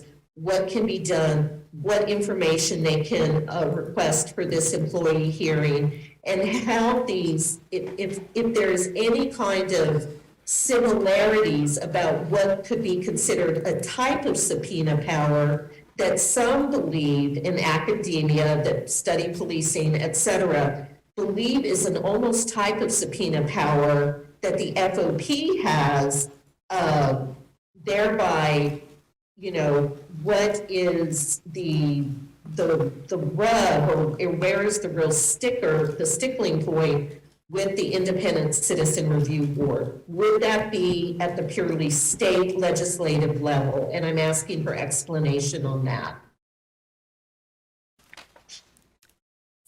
Sorry, Councilwoman, I was pulling up the contract. So I believe that your question is, how does the FOP's ability to have a grievance board and people represent them and the right to information differ from a citizens review board having that type of power to review a particular action? Well, for the makeup of a citizens review board with subpoena power, period. Everybody is saying the council doesn't have subpoena power, the legislature doesn't have subpoena power. And so I'm trying for transparency for the folks watching to get a handle on what's really happening and understanding. Yeah, I think the biggest difference is that our police officers constitutionally were the government, so they have certain constitutional rights to defend themselves against self-incrimination, other things. The right to due process is the biggest one. As part of their freedom of association, they have chosen to exercise their freedom to associate under the First Amendment to form the Fraternal Order of Police as a union. And so as a union, they have certain abilities to defend their members' due process rights. And that is what these contract provisions do, is say, you as an individual police officer have due process rights to defend yourself. You also have the First Amendment right to associate with a union, and your union, you've contracted that right to another person to help defend you. And so similar to if they hired their own lawyer, you would have to give their lawyer the information necessary to defend themselves. It's a similar function with their right to associate under their union. So could the allowances that are given for all of the information, or the way that representation can be set up, can that be seen as something specific to police? No. The grievance process, what they can request, what they can have taken out of their files, et cetera, is that usual for unions across the board, or is that something that we see more specific to police? It's very common in unions across the board, and it is not specific to just police. All of our unions have the right to representation by their union rep in any kind of grievance and the right to the information. And so and help me understand, again, a difference I'm trying to bring up so that people can look at. Back in the 2000s, early 2000s or whatever, when the Human Relations Commission was still a investigating entity, I do believe that there was subpoena power that they had. Was that correct? I believe you are correct. And if you look at other examples, legislatively, the governing body can create and grant subpoena power on different entities. The Civil Service Review Board actually has some subpoena now under our code when they have to weigh in on a grievance if it is appealed to them.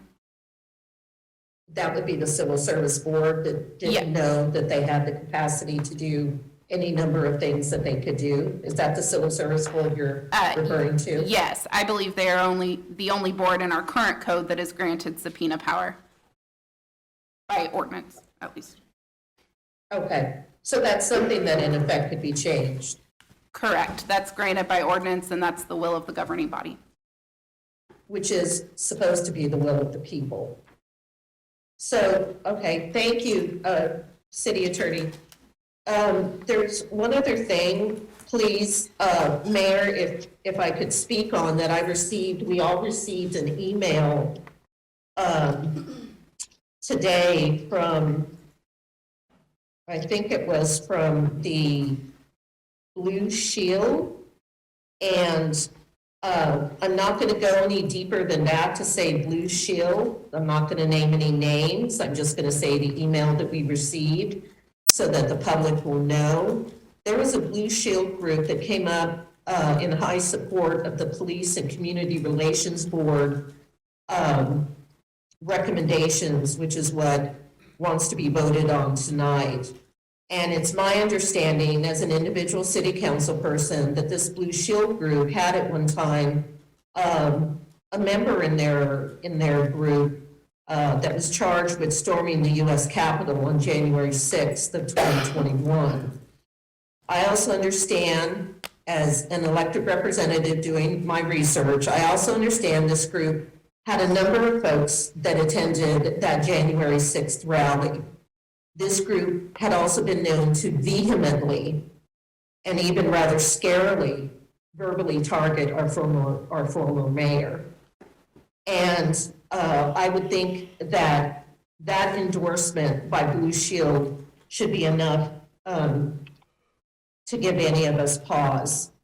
And just in closing with all of this, and then I'm done, is that nationally, Blacks are 13% of the United States population. In 2021, they accounted for 27% of those fatally shot and killed by police nationally. This was according to mappingpoliceviolence.org. This is not an attack on police. So the defunding the police, the citizens can't be trusted, all of this us versus them, this is so much beyond that. It's not even worth trying to bring that up as a dialogue, as a talking point, because it's nonsensical. So it is not an attack on police. What this is asking for, what this is wanting, is better oversight and transparency, and a needed citizens independent civilian review board and their input, their ability to investigate. It would be a board that we would not vote in as a governing body, that TPD would not have a voice. It would be a board constructed by the people, because we should have faith in our people. We have faith in the FOP to have their own grievance board, to do the investigations their way, to have this veil across them, right? But yet somehow we cannot trust our own citizenry, it appears. And so I just want to say is that I have increasing frustration because there's such wonderful things that are happening, right? We have any number of proclamations that we give out in communities of color, to communities of color. We showcase diversity, equity, and inclusion all day long until the cows come in, right? We talk about those positives, and those positives are needed because they help balance that need for equity. Yet I believe that we still suffer as a collective body from what councils way before us have suffered, and that is the refusal to talk deeply about race and racial inequity. The difficult dialogue about race, about being Black in America, about being Black in Topeka, about how being Black what that does with your ability to have a living wage, with your ability to have a higher increase of run-ins with the law, whether you have a record or not, perhaps even that to where you might come up dead, possibly. Also, with racial issues and affordable housing. These are all part of the same pie. And so I do not support rushing through this, because to me, rushing through this is not progress. It's disrespect. It's a disrespect for all the people those people that you hear tonight and with emails speak for that cannot, will not, or fear speaking up. It's for all of the churches that we're not hearing from to some extent. I would like to know where Topeka Jump is with all of this as well. But it's disrespect. And I don't have any easy answers for it. And people can say, you know, whatever they want about, we should have answers, but I don't. All I know is that I have suggestions and that this report is not it. And so I will not be voting for it. Thank you, Mayor. Deputy Mayor? Thank you, Mayor. I said last week, for me, there's two issues here. There's what's in this report and there's what's not in this report. And I don't want to miss an opportunity to pass up on some things that would be definite improvements for our department because we get lost in the things that aren't in it. I have also been very clear with every individual I have talked to and that I've communicated with that for me, I can only speak for myself from this chair, I don't view this as a final conversation on this issue. Like many of the issues we are dealing with, they are ongoing conversations. And we as council members have the power to put our names on the ordinances and proposals and bring them to the body, just as I did when we started this process and brought forward the no-knock ban and put that in front of everybody and said, let's have the conversation. And so I think there are opportunities still for members of this body to bring specific proposals to us for discussion and implementation in the future that we keep talking about. What I don't want to pass up are a few things in these recommendations that we can move forward on starting soon, which are, I recognize it's only one sentence, but it is very clear that it gives direction to this body that we make CIT a priority for our department, which gives us direction to put funding into it and come up with a comprehensive plan to address the problem. My feeling on that is well documented at this point, so I won't repeat it. It also includes that we enforce curriculum that includes the history of policing in the United States and the impact it has had on people of color, not just in the initial training process, but in ongoing training for all officers. That's an important piece of this. It does draw a direct line that puts civilian input into our training policies and process. That's an important step that I don't want to see us pass up on. It also makes it very clear on our personnel review forms, clarifies with our officers their duty to intervene. And I think that's another important thing that we need to continue to reinforce with our officers, that it adds to this process. So while I agree that this document is not perfect, I don't want to miss the opportunity to pass up on the good recommendations that many people in this community would like to see. And I think I can do so while supporting this and also telling everybody from my perspective, it doesn't mean we're done, and I promise you I will continue to have those conversations, but I'd like to see us take some positive step, which is why I can support this. Thank you, Mayor. Thank you. Councilman Cuff? Thank you, Mr. Mayor. Kind of just touching on what the deputy mayor is talking about. I mean, just the things in here. Number one, student resource officer. You build relationships at a young age. If the officers and the students can develop good relationships, it can build to so much more later on. I know my daughters loved having SROs in the school. They felt safe in those situations. And with what we've had going on in our country lately, having trained professional officers in a school, I'm 100% behind on that. And also, like I said, developing, a relationship between students and officers.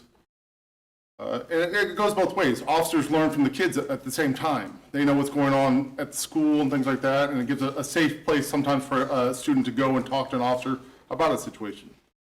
Number two on the list, the no-knock warrants. This makes it city code rather than just, well, we're not using it, use of force right there. It says policy to be reviewed with civilian input on an ongoing basis. So there's really, like the deputy mayor said, there's really good things in here, and we shouldn't just keep on, like I've said before, kicking it down the road, waiting to try to have perfection when it's something that we can work on And so I'm not sure if I'm in the right on this right here. I'd like to make an amendment to make this committee not a special committee anymore, but a permanent committee, that we have also appointments by each council person to allow citizens to be on part of this also, to bring up recommendations.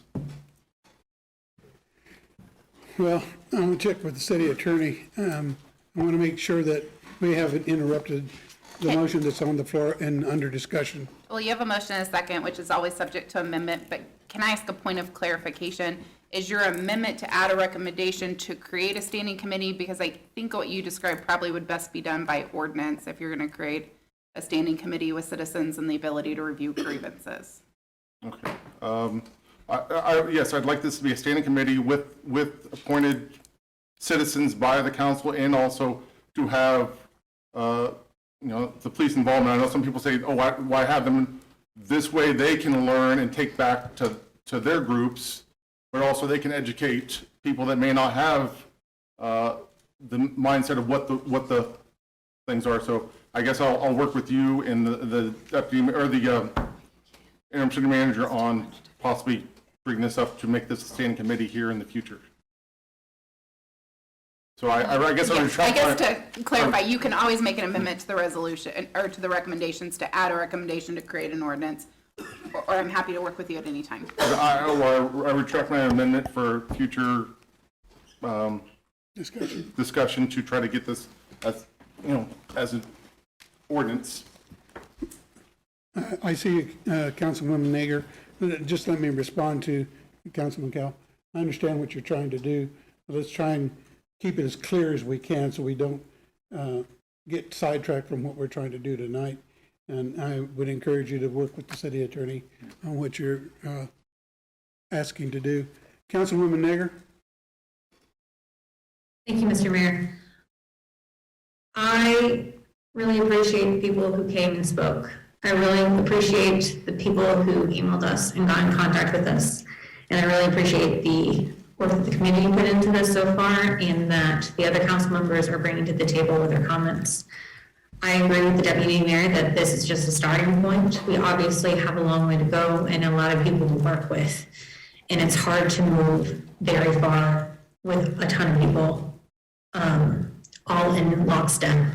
So my question would be, and I'm not sure who to direct this to, how do we create an opportunity to make a formal step, like say this is the starting point, we can vote yay or nay on this tonight, and what would be the most appropriate way to make this the first step in a series of steps to make sure that we're not falling behind on this, to make sure that this is something that we are taking seriously, that we're considering all the angles of, because this is extremely complicated set of problems that we are going to need to continually work to solve. Okay. Councilman Dobler, Deputy Mayor, and then Councilwoman Hiller. Thank you, Mayor. I'd like to follow up, if I could, maybe ask a couple of questions about the current. Pardon? I'm sorry, Councilman. I had a question. That was my question. I was curious what we could do to formalize this. Is your question directed to the city attorney? I'm just kind of curious how we move forward with this to make sure that we keep this on our agenda, that we continue to move forward. Okay. Deputy Mayor, do you have a response for her? I'll just repeat what I said, and actually it was eloquently stated by several speakers. We represent the people. If we have a specific issue we want to address, we have the power as one of the 9, 10 elected people on this body to bring it to this council on those specific issues. And that's the most direct way to address those issues. I know there are still several things I would like to take a look at and probably will bring forward in the future, and I know several others. So I guess my answer is, that's one of the more direct ways. If there are specific recommendations not in here, we can bring them forward. That is the power we have sitting in these seats. Work with the attorney, write the ordinance, and bring them to us for debate. So that's just one idea that, that's the power we have, I think, individually. Thank you. Councilman Dolan? Okay. Councilman Nager finished at this point? Did I answer your question, Councilman Nager? I have a suggestion, sir. Okay. Did I answer your question, Councilman Nager? Sort of, yeah. Okay. Councilwoman Hiller? when it's time, and that could be now. I think we have a lot of elements in here, and I think the missing link that might answer my colleague's question is I'd like to propose an amendment that would say that we further request a progress report to this council in 6 months and for review by the full council with public comment scheduled in the 7th month. So that would be a proposed amendment. That gives the accountability that I hear missing. It lets us check in. The way our chair drafted this was to leave things pretty open, but there are 3 or 4 different tracks for citizen input. There's time for that to be activated. Plans for how to improve the CIT, build up the CIT unit, and so on. The pieces that people are looking for are in here, and to the group, you often can't solve that problem, the challenges that you want just with a new law or a new statement. You've got to get inside the procedures, and even all the way down to what someone mentioned, building in the accountability in the personnel review, that all these policies and procedures that we talked about are being activated. Councilwoman Ortiz further even, for instance, added in there additional training for supervisors. And you pull that into that personnel review, which is that internal accountability for, and the recording of all those things that happened, whether it's informal or not, and those are permanent records as well. Point of order, Mayor. Yeah. Well, Was I recognized a while ago or not? Yes. I'm sorry. Yeah. I did have the answer to Councilwoman Nigger's Okay. proposal, so. Councilman Dobler. Thank you, Mayor. I have a question about the Civil Service Commission, and this may be for HR. If I read the description on the city website, it says the commission not only creates a list of police and fire applicants, but also hears charges against individual officers alleging misconduct, failure to perform duties, and numerous other things. Does that happen? On those procedures, the officer has the right to whether stay internally or take it to the council. And to my knowledge, I've never known an officer has taken it to the Civil Service Board. I guess I don't follow that. What does that mean? If I may, the code sets out the responsibilities, and one of the code provisions says that the civil service can act as the final step of grievance. So if the officer would like to grieve their discipline, they have the right to either choose to grieve it to the Civil Service Commission or keep it internally and grieve to the HR director. I don't believe most officers choose to go the civil service route. Okay, thank you. What are the requirements to be on the Civil Service Board? Jackie, do you have those?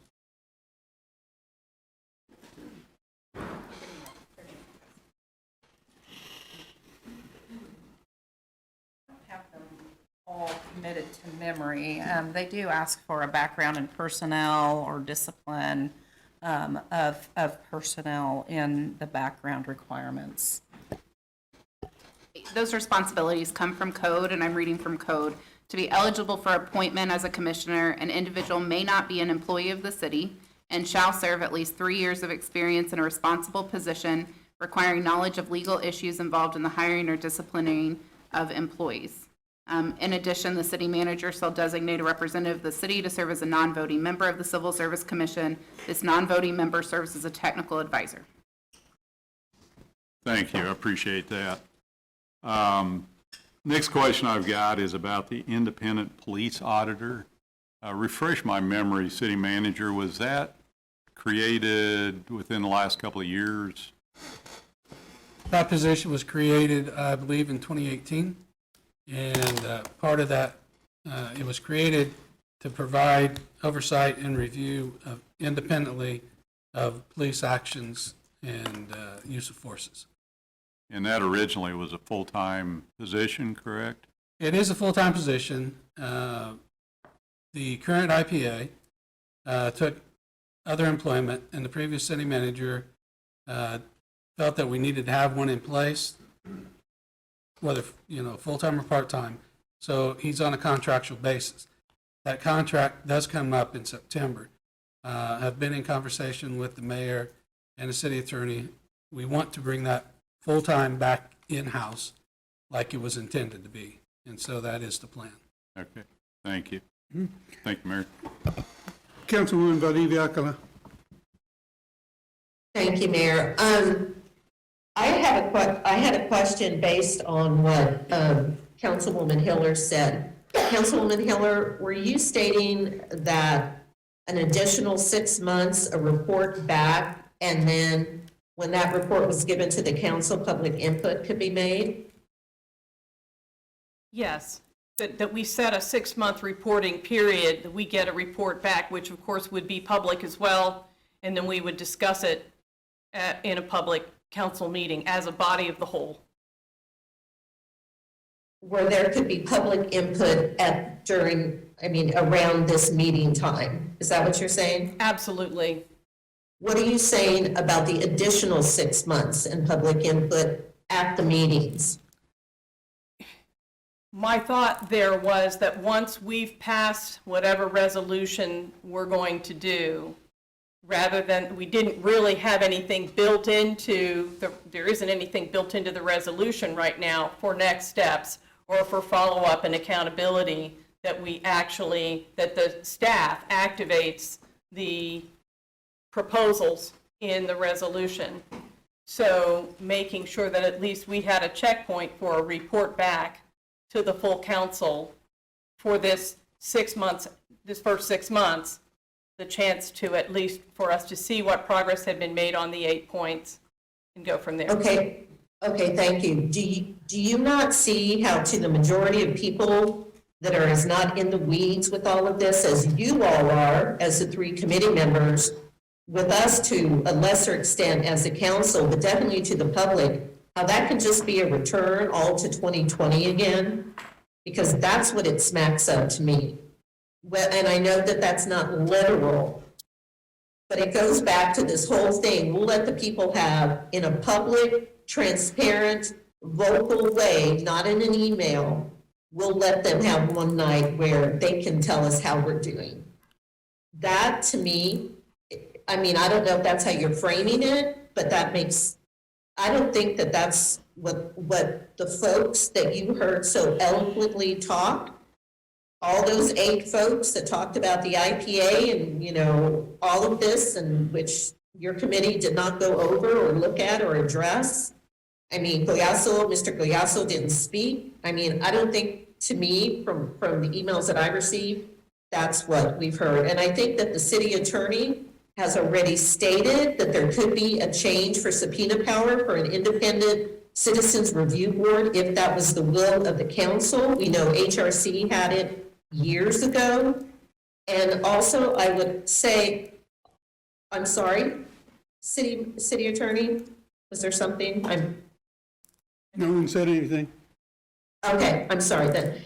And also, I would say too, that the people that helped craft that independent citizens review boards were far more academic and involved in law enforcement issues with a history of law enforcement background than any of us on council.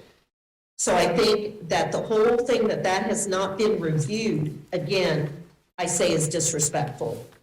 Thank you. Did you want to make that amendment or not? Thank you. I did, and the reason I proposed it was that there was no follow-up built into this at all, and I felt like at this point, it appeared that, and we talked about it a little bit at the special committee meeting, it appeared that the special committee did not necessarily want to extend itself for follow-up on this, and also going back, I recall the chair's thought about the fact that we needed those meetings to just learn the police side of the point of view, but her thought was to come back to the full governing body and a full council meeting for public input so that all of us were involved in that conversation and receiving that input. So with that, it seemed that if we passed this evening or whenever, that we as a body owed ourselves and the staff and the public some sort of follow-up date to get back and see what progress we've made. So my proposal was that we request a progress report to the council in 6 months with a full review by the council and public in the 7th month after this is passed. Okay, we have an amendment proposed. Is there a, Councilman Dover? Who's going to do the work that we're reviewing in 6 months? Good question. I would think the police department. Councilwoman Hiller, I'm not sure that's going to set well with the people who were in here tonight, because it's very clear that they don't trust the police department to make any evaluation of their success or their failure at what we're trying to do. So I'm very open to an amendment to that to suggest it probably should be designated. City Attorney. Just as a point of clarification, it might be helpful to hear the current motion on the floor. I move the body to adopt the recommended report and direct the city manager to implement the recommendations, is the current motion, as you've directed the city manager to direct the implementations. So as amended, it would say to implement the recommendations and provide a progress report to the full body in 6 months with public comment in the 7th month. So it would seem to be directing the city manager to implement and provide a report. Thank you. Thank you. That's better. Okay, so we have an amendment. We would vote on the amendment if there's a second. I have a second from Councilman Kell. So we would vote on the amendment only. Unless it's accepted by them as a friendly amendment. Okay. Could it be accepted as a friendly amendment and we do it all as one vote? Councilwoman Ortiz? I want to accept it as a friendly amendment because it's really clear of what we're doing. This has been a hot topic. It's been a discussion. I left it open-ended because we have a lot of things coming down the pipe, and that's kind of why I left that. That's kind of why I left a lot of things vague, because we know the importance of what is coming in here. If I pinpoint A, B, and C, that's what we have to do. And if we get in there and we start working, then guess what? And we figure we don't need B. So we really, once it gets in the committee, they can start finagling it and they can start working at it. And we probably have to approve it anyway. So that's why it was left open-ended. You know, the way that this was wrote. So I won't support it for those reasons, and I think I've had this discussion with Karen before. We need to get started. We need to move on. And I just want to say this, and I'm done. I want to thank the city staff who's worked hard on this as well. I want to thank everyone, regardless of whether they agree with me or not, their public input, and however they publicly gave me their input or gave the committee their input. This was a tedious task, and I just want to say that. And I want to say to Karen and Mike, I know this was a lot thrown at us, and we did learn a lot. To anybody, again, to anybody that's transparent, the meetings, they're videotaped, there's the minutes out there. Sorry if you didn't like my report, but that's my report. You know, what works for one doesn't always work for another person, but this is it. I could have came with a 20-page report, but that wasn't going to do any good anyway, as well. I had people saying I took too long. If I'd have got shorter, it would have been too short. Again, this is a starting point. That's how I'm looking at it. We have a good recommendation, a summary recommendation. There are some things in it that I wanted in there, but at the end of the day, we're all aware of where we want to go and where we want to be. Thank you, Mr. Mayor, but I won't support it. We have a motion and a second, so it's not being accepted as a friendly, so we would have to vote on your amendment. If you will call the vote, please.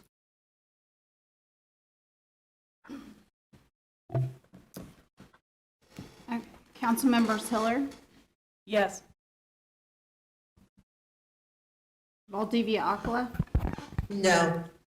Ortiz, No. Emerson, No. Kale, Yes. Nager, No. Dobler, No. Duncan, Yes. Mayor Padilla. No. All right, we have 6 no, motion fails. Hiller, Kale, and Duncan voting yes. So we revert to the motion that was on the floor. If I may, take my turn now. Everybody else has had an opportunity. And I've tried to do this throughout this entire process, is to keep my profile in this as low as I can. Because it's been very clear to me that just because I was a former policeman, that was a black mark against me.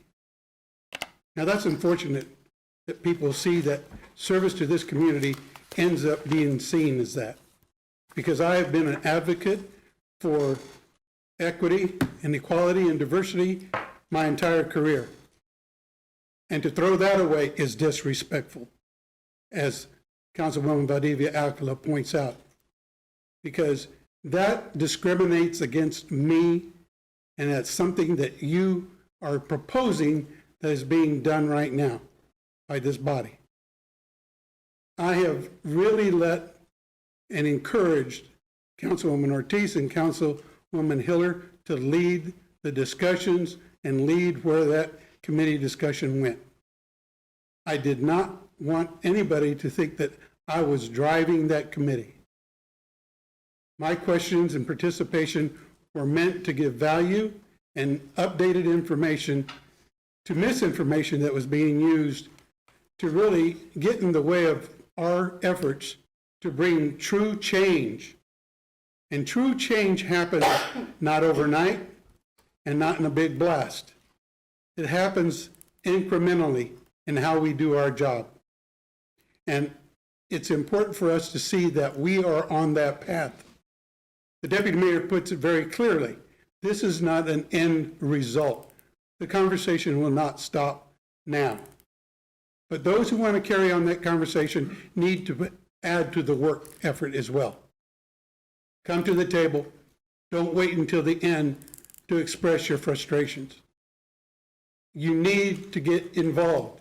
If you want citizen input, do it in a constructive way so we can hear clearly how you can help the city move forward.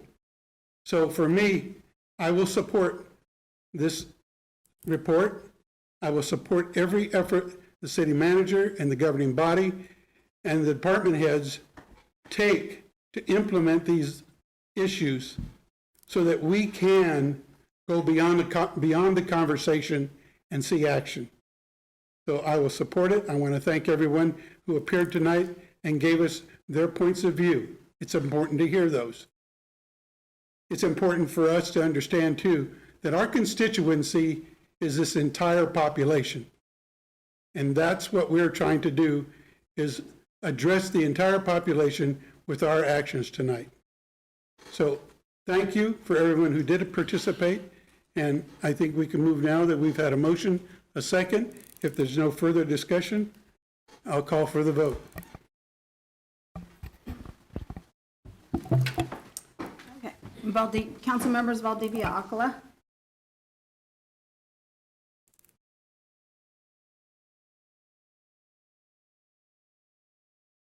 Councilmember Valdivia Aquila, In support of the people, no.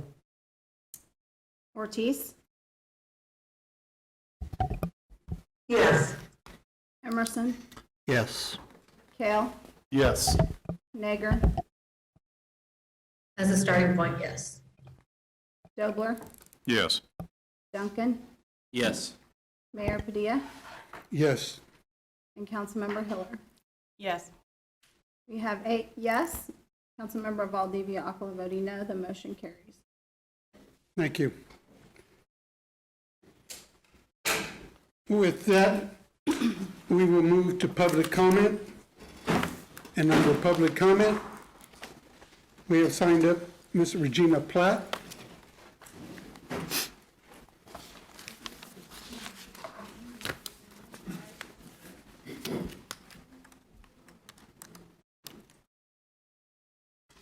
Thank you all. Good evening. When one body falls, it falls on us all. And I sat here in this space on today and watched a tug of war of emotions take place when representatives are here and are supposed to be representing the people. And then I heard a reprimand take place for those that did speak up. And in this city right now, you have so many who are hurting. There was a shot to the back, not a shot to the front, a shot to the back of an individual right here in this community. There are young people who are scared to move within this community. It is not time that we just throw together any type of format or words to say that we're going to do something. But the people should know what we're going to do. It should be very clear, not hidden. It should be proven within them for them to see. It should be comparable. And that's not what we got today. And so when we're talking about we want our citizens to speak, we want our citizens to know that they are being heard and valued, it should be in a way where they feel heard and valued when they speak up. Not that they are reprimanded. Not that they go home feeling like their tails got tucked in. Because, like I said, when one body falls, the egg falls on us all. It falls on our households. And we're talking about not only trauma that is happening in today's timing, but this is historical trauma. This is stuff that has been happening generation after generation right here in this city. And there has been a lack of the BIPOC body's voices coming in here to present and say of themselves to you all what they are needing. We see it within the place as we see voting go forward. The BIPOC community is not your high voters, your high turnout within the city. So I'm not saying that you are messed up. I'm not saying that the police officers are messed up. I'm saying that the structure is messed up. I'm saying that institutionalization is messed up. And so, yeah, you heard, and yeah, you voted, and you made some decisions. But it's going to be idiotic if you don't begin to take steps forward, because bodies are still falling. Houses are still falling apart, and the mental health, when we talk about those stances, people are being hurt, not only by the trauma that is taking place right now on today, but for things that have happened previously. And our children are carrying it. And our children are being hindered by it. So I didn't come to take up all your time.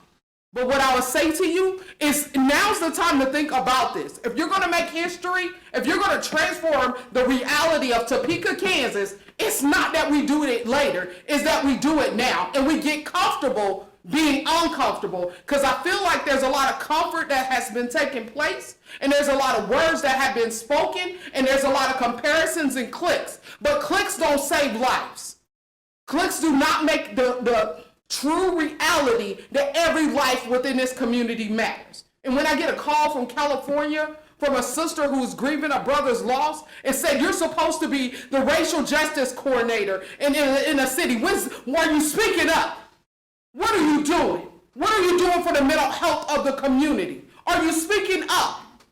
And my question is, you were elected to sit in the seats. Are you speaking up?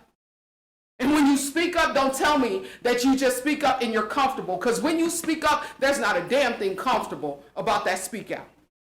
And it's time that we shift that now. Thank y'all. Thank you. Dr. Overstreet, are you online? Have you signed up for public comment? I am online. Thank you. Okay. First of all, let me just say this.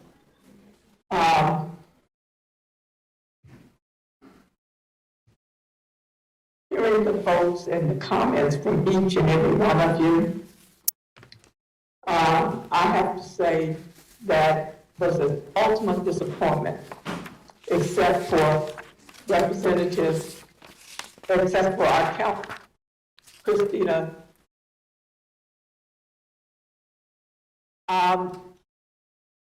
Valdez, and this is the issue. No one appears to be comfortable courageous enough to be able to really hear the voice. What does it take? Just what does it take? We have been engaged, the community has been engaged for so many months and years to bring forth viable recommendations. But instead, those recommendations are basically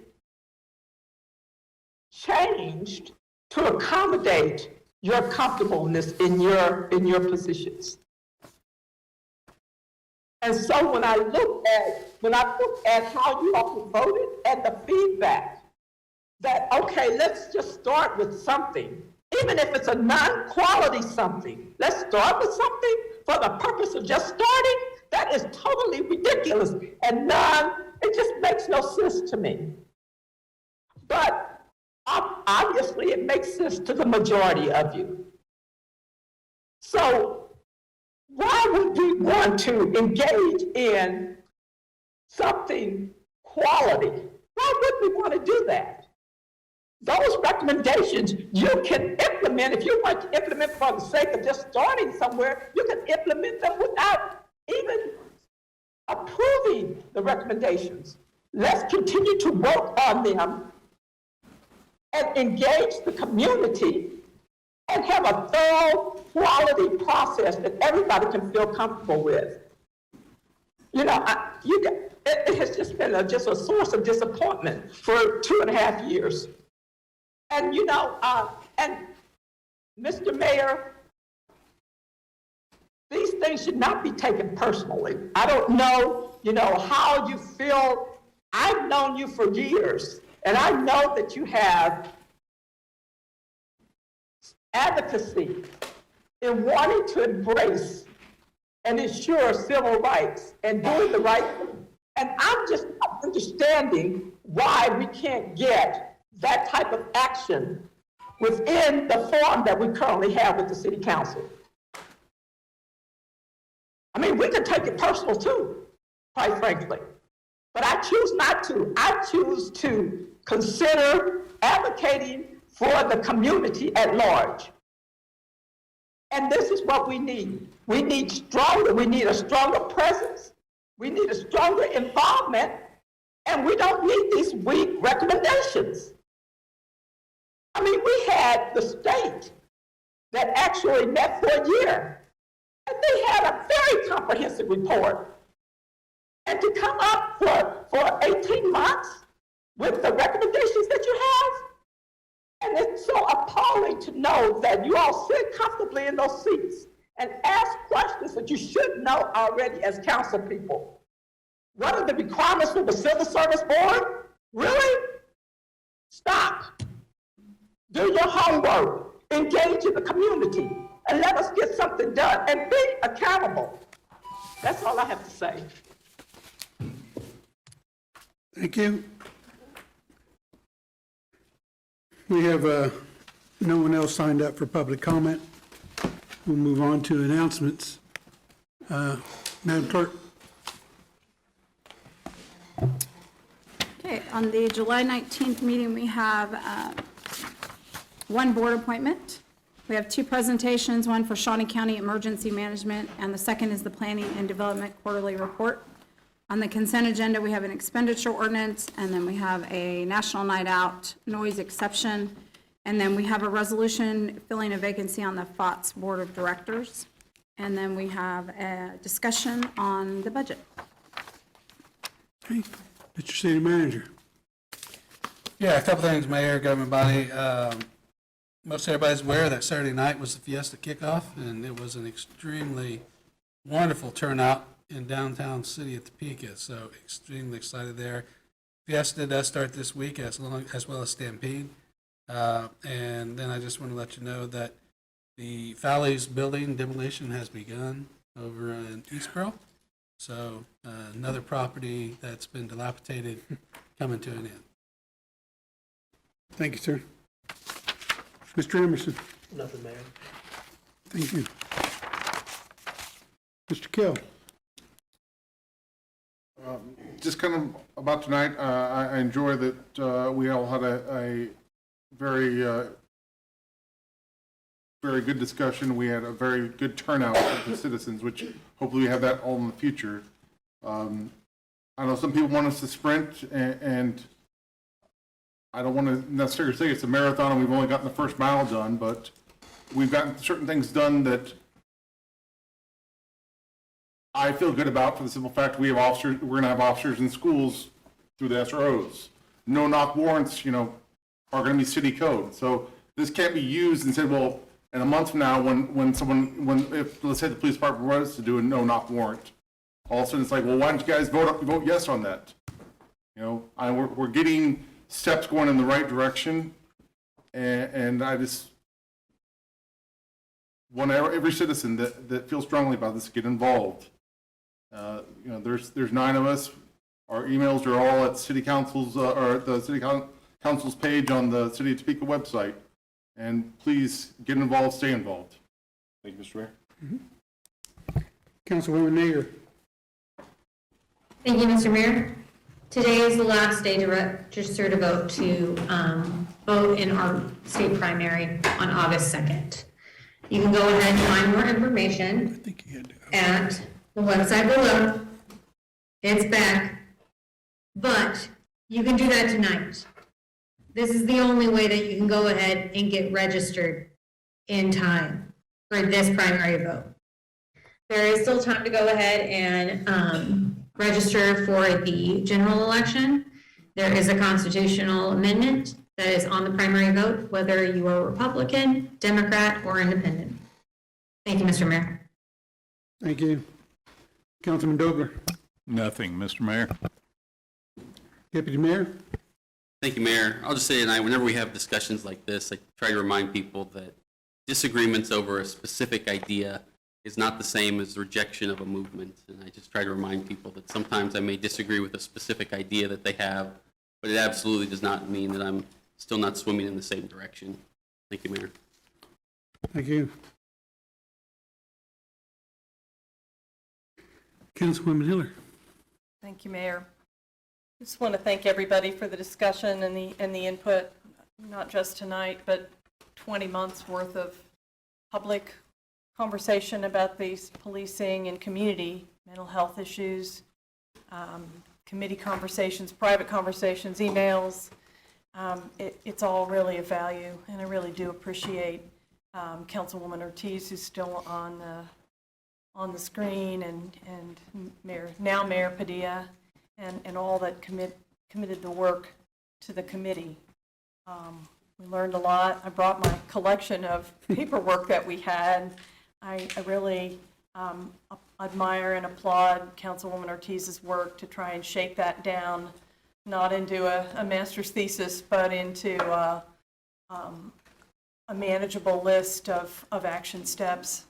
I do hope, City Manager, that failing the vote this evening, that there could be some calendaring of when it might be reasonable to look at progress steps on those 8 points and keep us updated, because I think it's important to us and to the community that these recommendations are alive. And I do think with the opportunities for citizen input that are framed there, if those are activated, it will give those who want to participate an invitation rather than just having to chase an opportunity for input. Thank you, Mayor. That's it. Thank you. Councilwoman Valdivia Alcala. Thank you, Mayor. Just comments on tonight, because I feel that that's the only thing that my heart and mind can even focus on right now. So tired. I'm tired of myself. I'm tired of hearing how this is a start. This is just a beginning. Does anybody remember 2008 with the Lamas brothers? How long ago was that? Right? How long ago was that? But yet we expect the people, and yes, the people that black and brown, and I would say poor white folks too, that are so at times intimidated by policies and procedures that we are not keeping a better handle on by the police, not just these police across the country. Low voter turnout, but we still are meant to represent them. And the other thing is saying that, we're a representative of the entire city. They are part of this city. Just because you might not see them and might not go door knocking because you're going to get a vote from them on the voter report list that you pull from the Shawnee County, election office. And they are still some of the lowest percentage of the population, but still have the higher level of these incidences. So believe me when I say I check and double check myself. And that also comes to comments, I don't know, just if anybody wants to know about getting in and doing the work. Not only on this council, but for anybody that is because I get this vibe on council, and I'm going to speak to it right now again. Thousands of hours before ever coming onto this council, people, me and others like me, volunteered. No pay, nothing. Because that was our commitment, and that's how we were taught. So it always kind of makes me laugh. I laugh at myself, thinking of myself as a public servant, right? Like it's, we get paid and we get benefits and we get capers. Give me a break. Volunteering. And I know how to work and I know how to work hard. So if there's something that I can do to help the people with this and move this along, especially now since we know what the leeway is for subpoena power and an independent citizens review board that nobody will even bring up as a topic, then I'm down. I hope Fiesta has consummate success. Blessings to all of those volunteers who come from families of volunteers and their families of volunteers. Since 1933, because all they knew was how to volunteer, not just every so often, consummate volunteering. Prayers to them, blessings to them for a healthy, safe, abundant Fiesta. Thank you. Councilwoman Ortiz.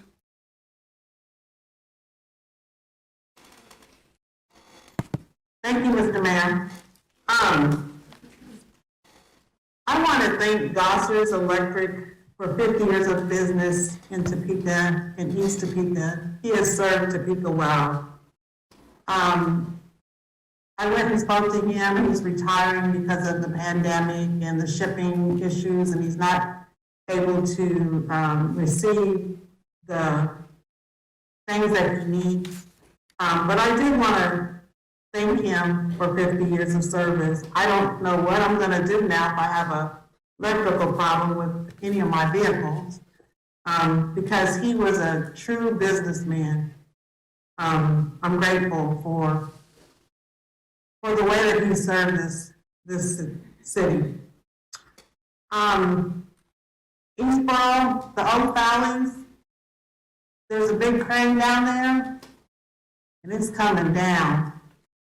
I've asked that, sat on this council and asked that forever and ever and ever and ever. So I did the happy dance the other day. My constituents will be happy that that will not be sitting there.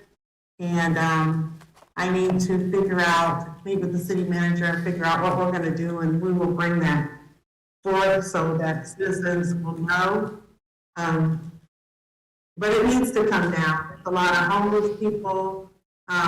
There's a lot of crime and just unwanted crime. So that was a happy spot for me. We have our camp going on, free basketball camp this week. I'm tired. I forgot how energetic those kids are, but it's going well. So I'm grateful for that. Fiesta Cook-Off was a success. I went down and took my chair and sat down and watched. I asked one person who was filming, he thought there was 3,000 people there easily. Asked John Knight, he thought there was 2,500 easily. So it was really successful, really neat to see everybody down there. And as I was sitting there in my chair, Fiesta time is special to me. We think about our culture, we think about our family, and my father has been dead for he passed away 7, 8 years ago. And as I sat there in my chair, I started crying, and I got to thinking about him, because he was always in Oakland. His sister had Lucky 5 in Oakland. And I got to thinking about my dad.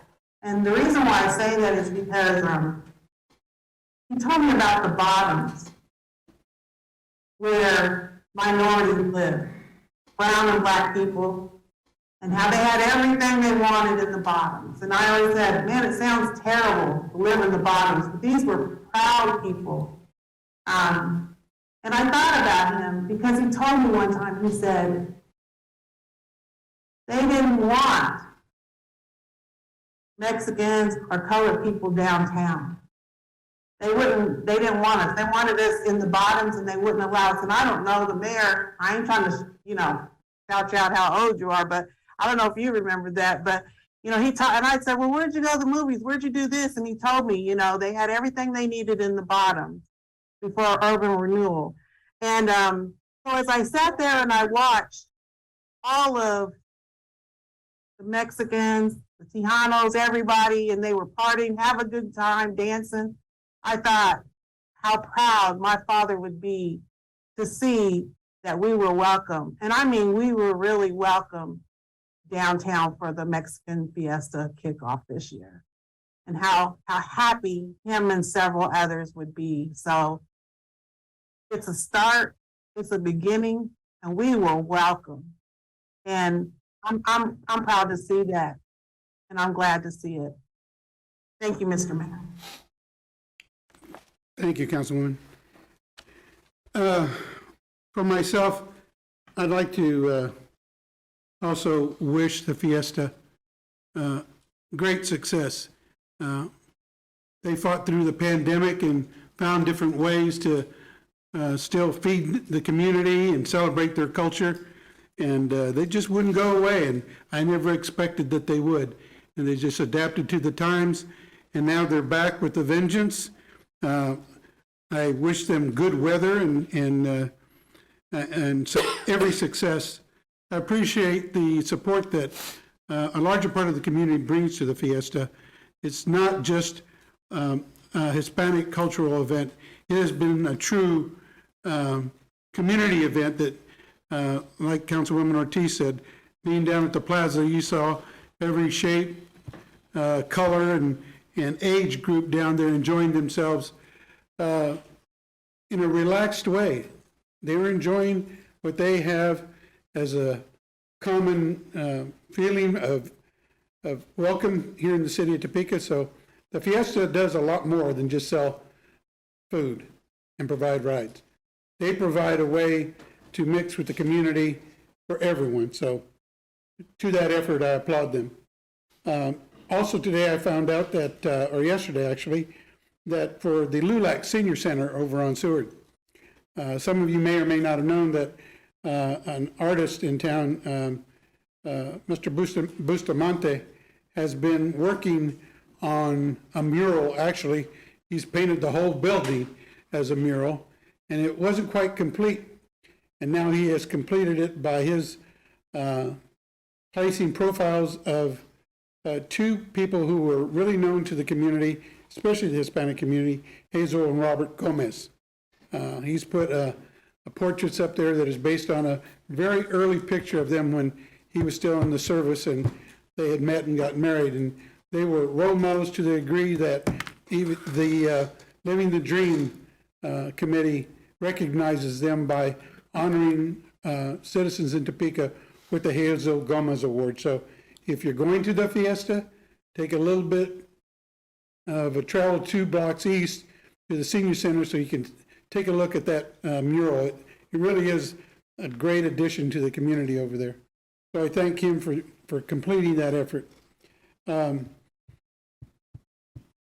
mention of the plaza and the way it brought everybody together is something that I have constantly been looking for. I know when I went to different events in town, I would look and scan the crowd to see who was there, to see if it was representative of the entire community or if it was just catering to one segment of the community.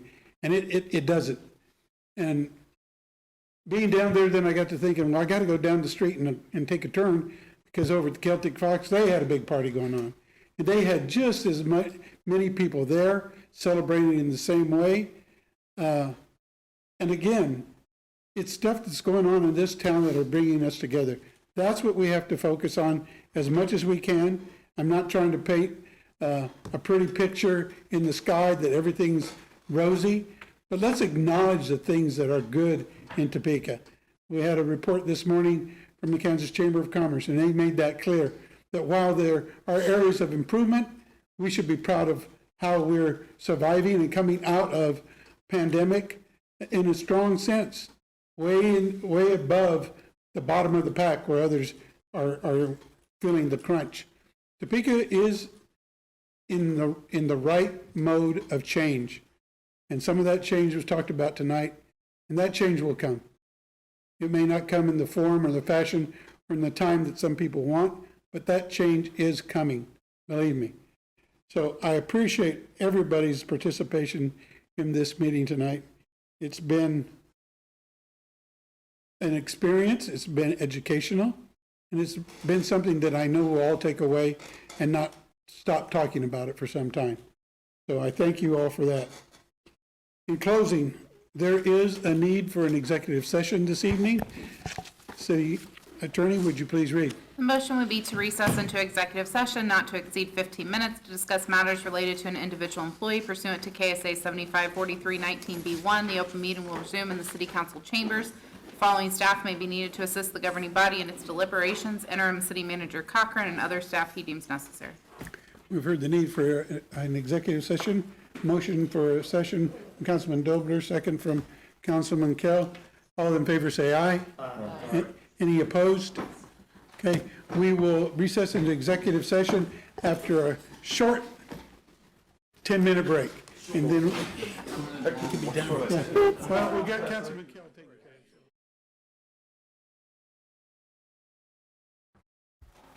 it. Well, okay, we're coming out of our first executive session.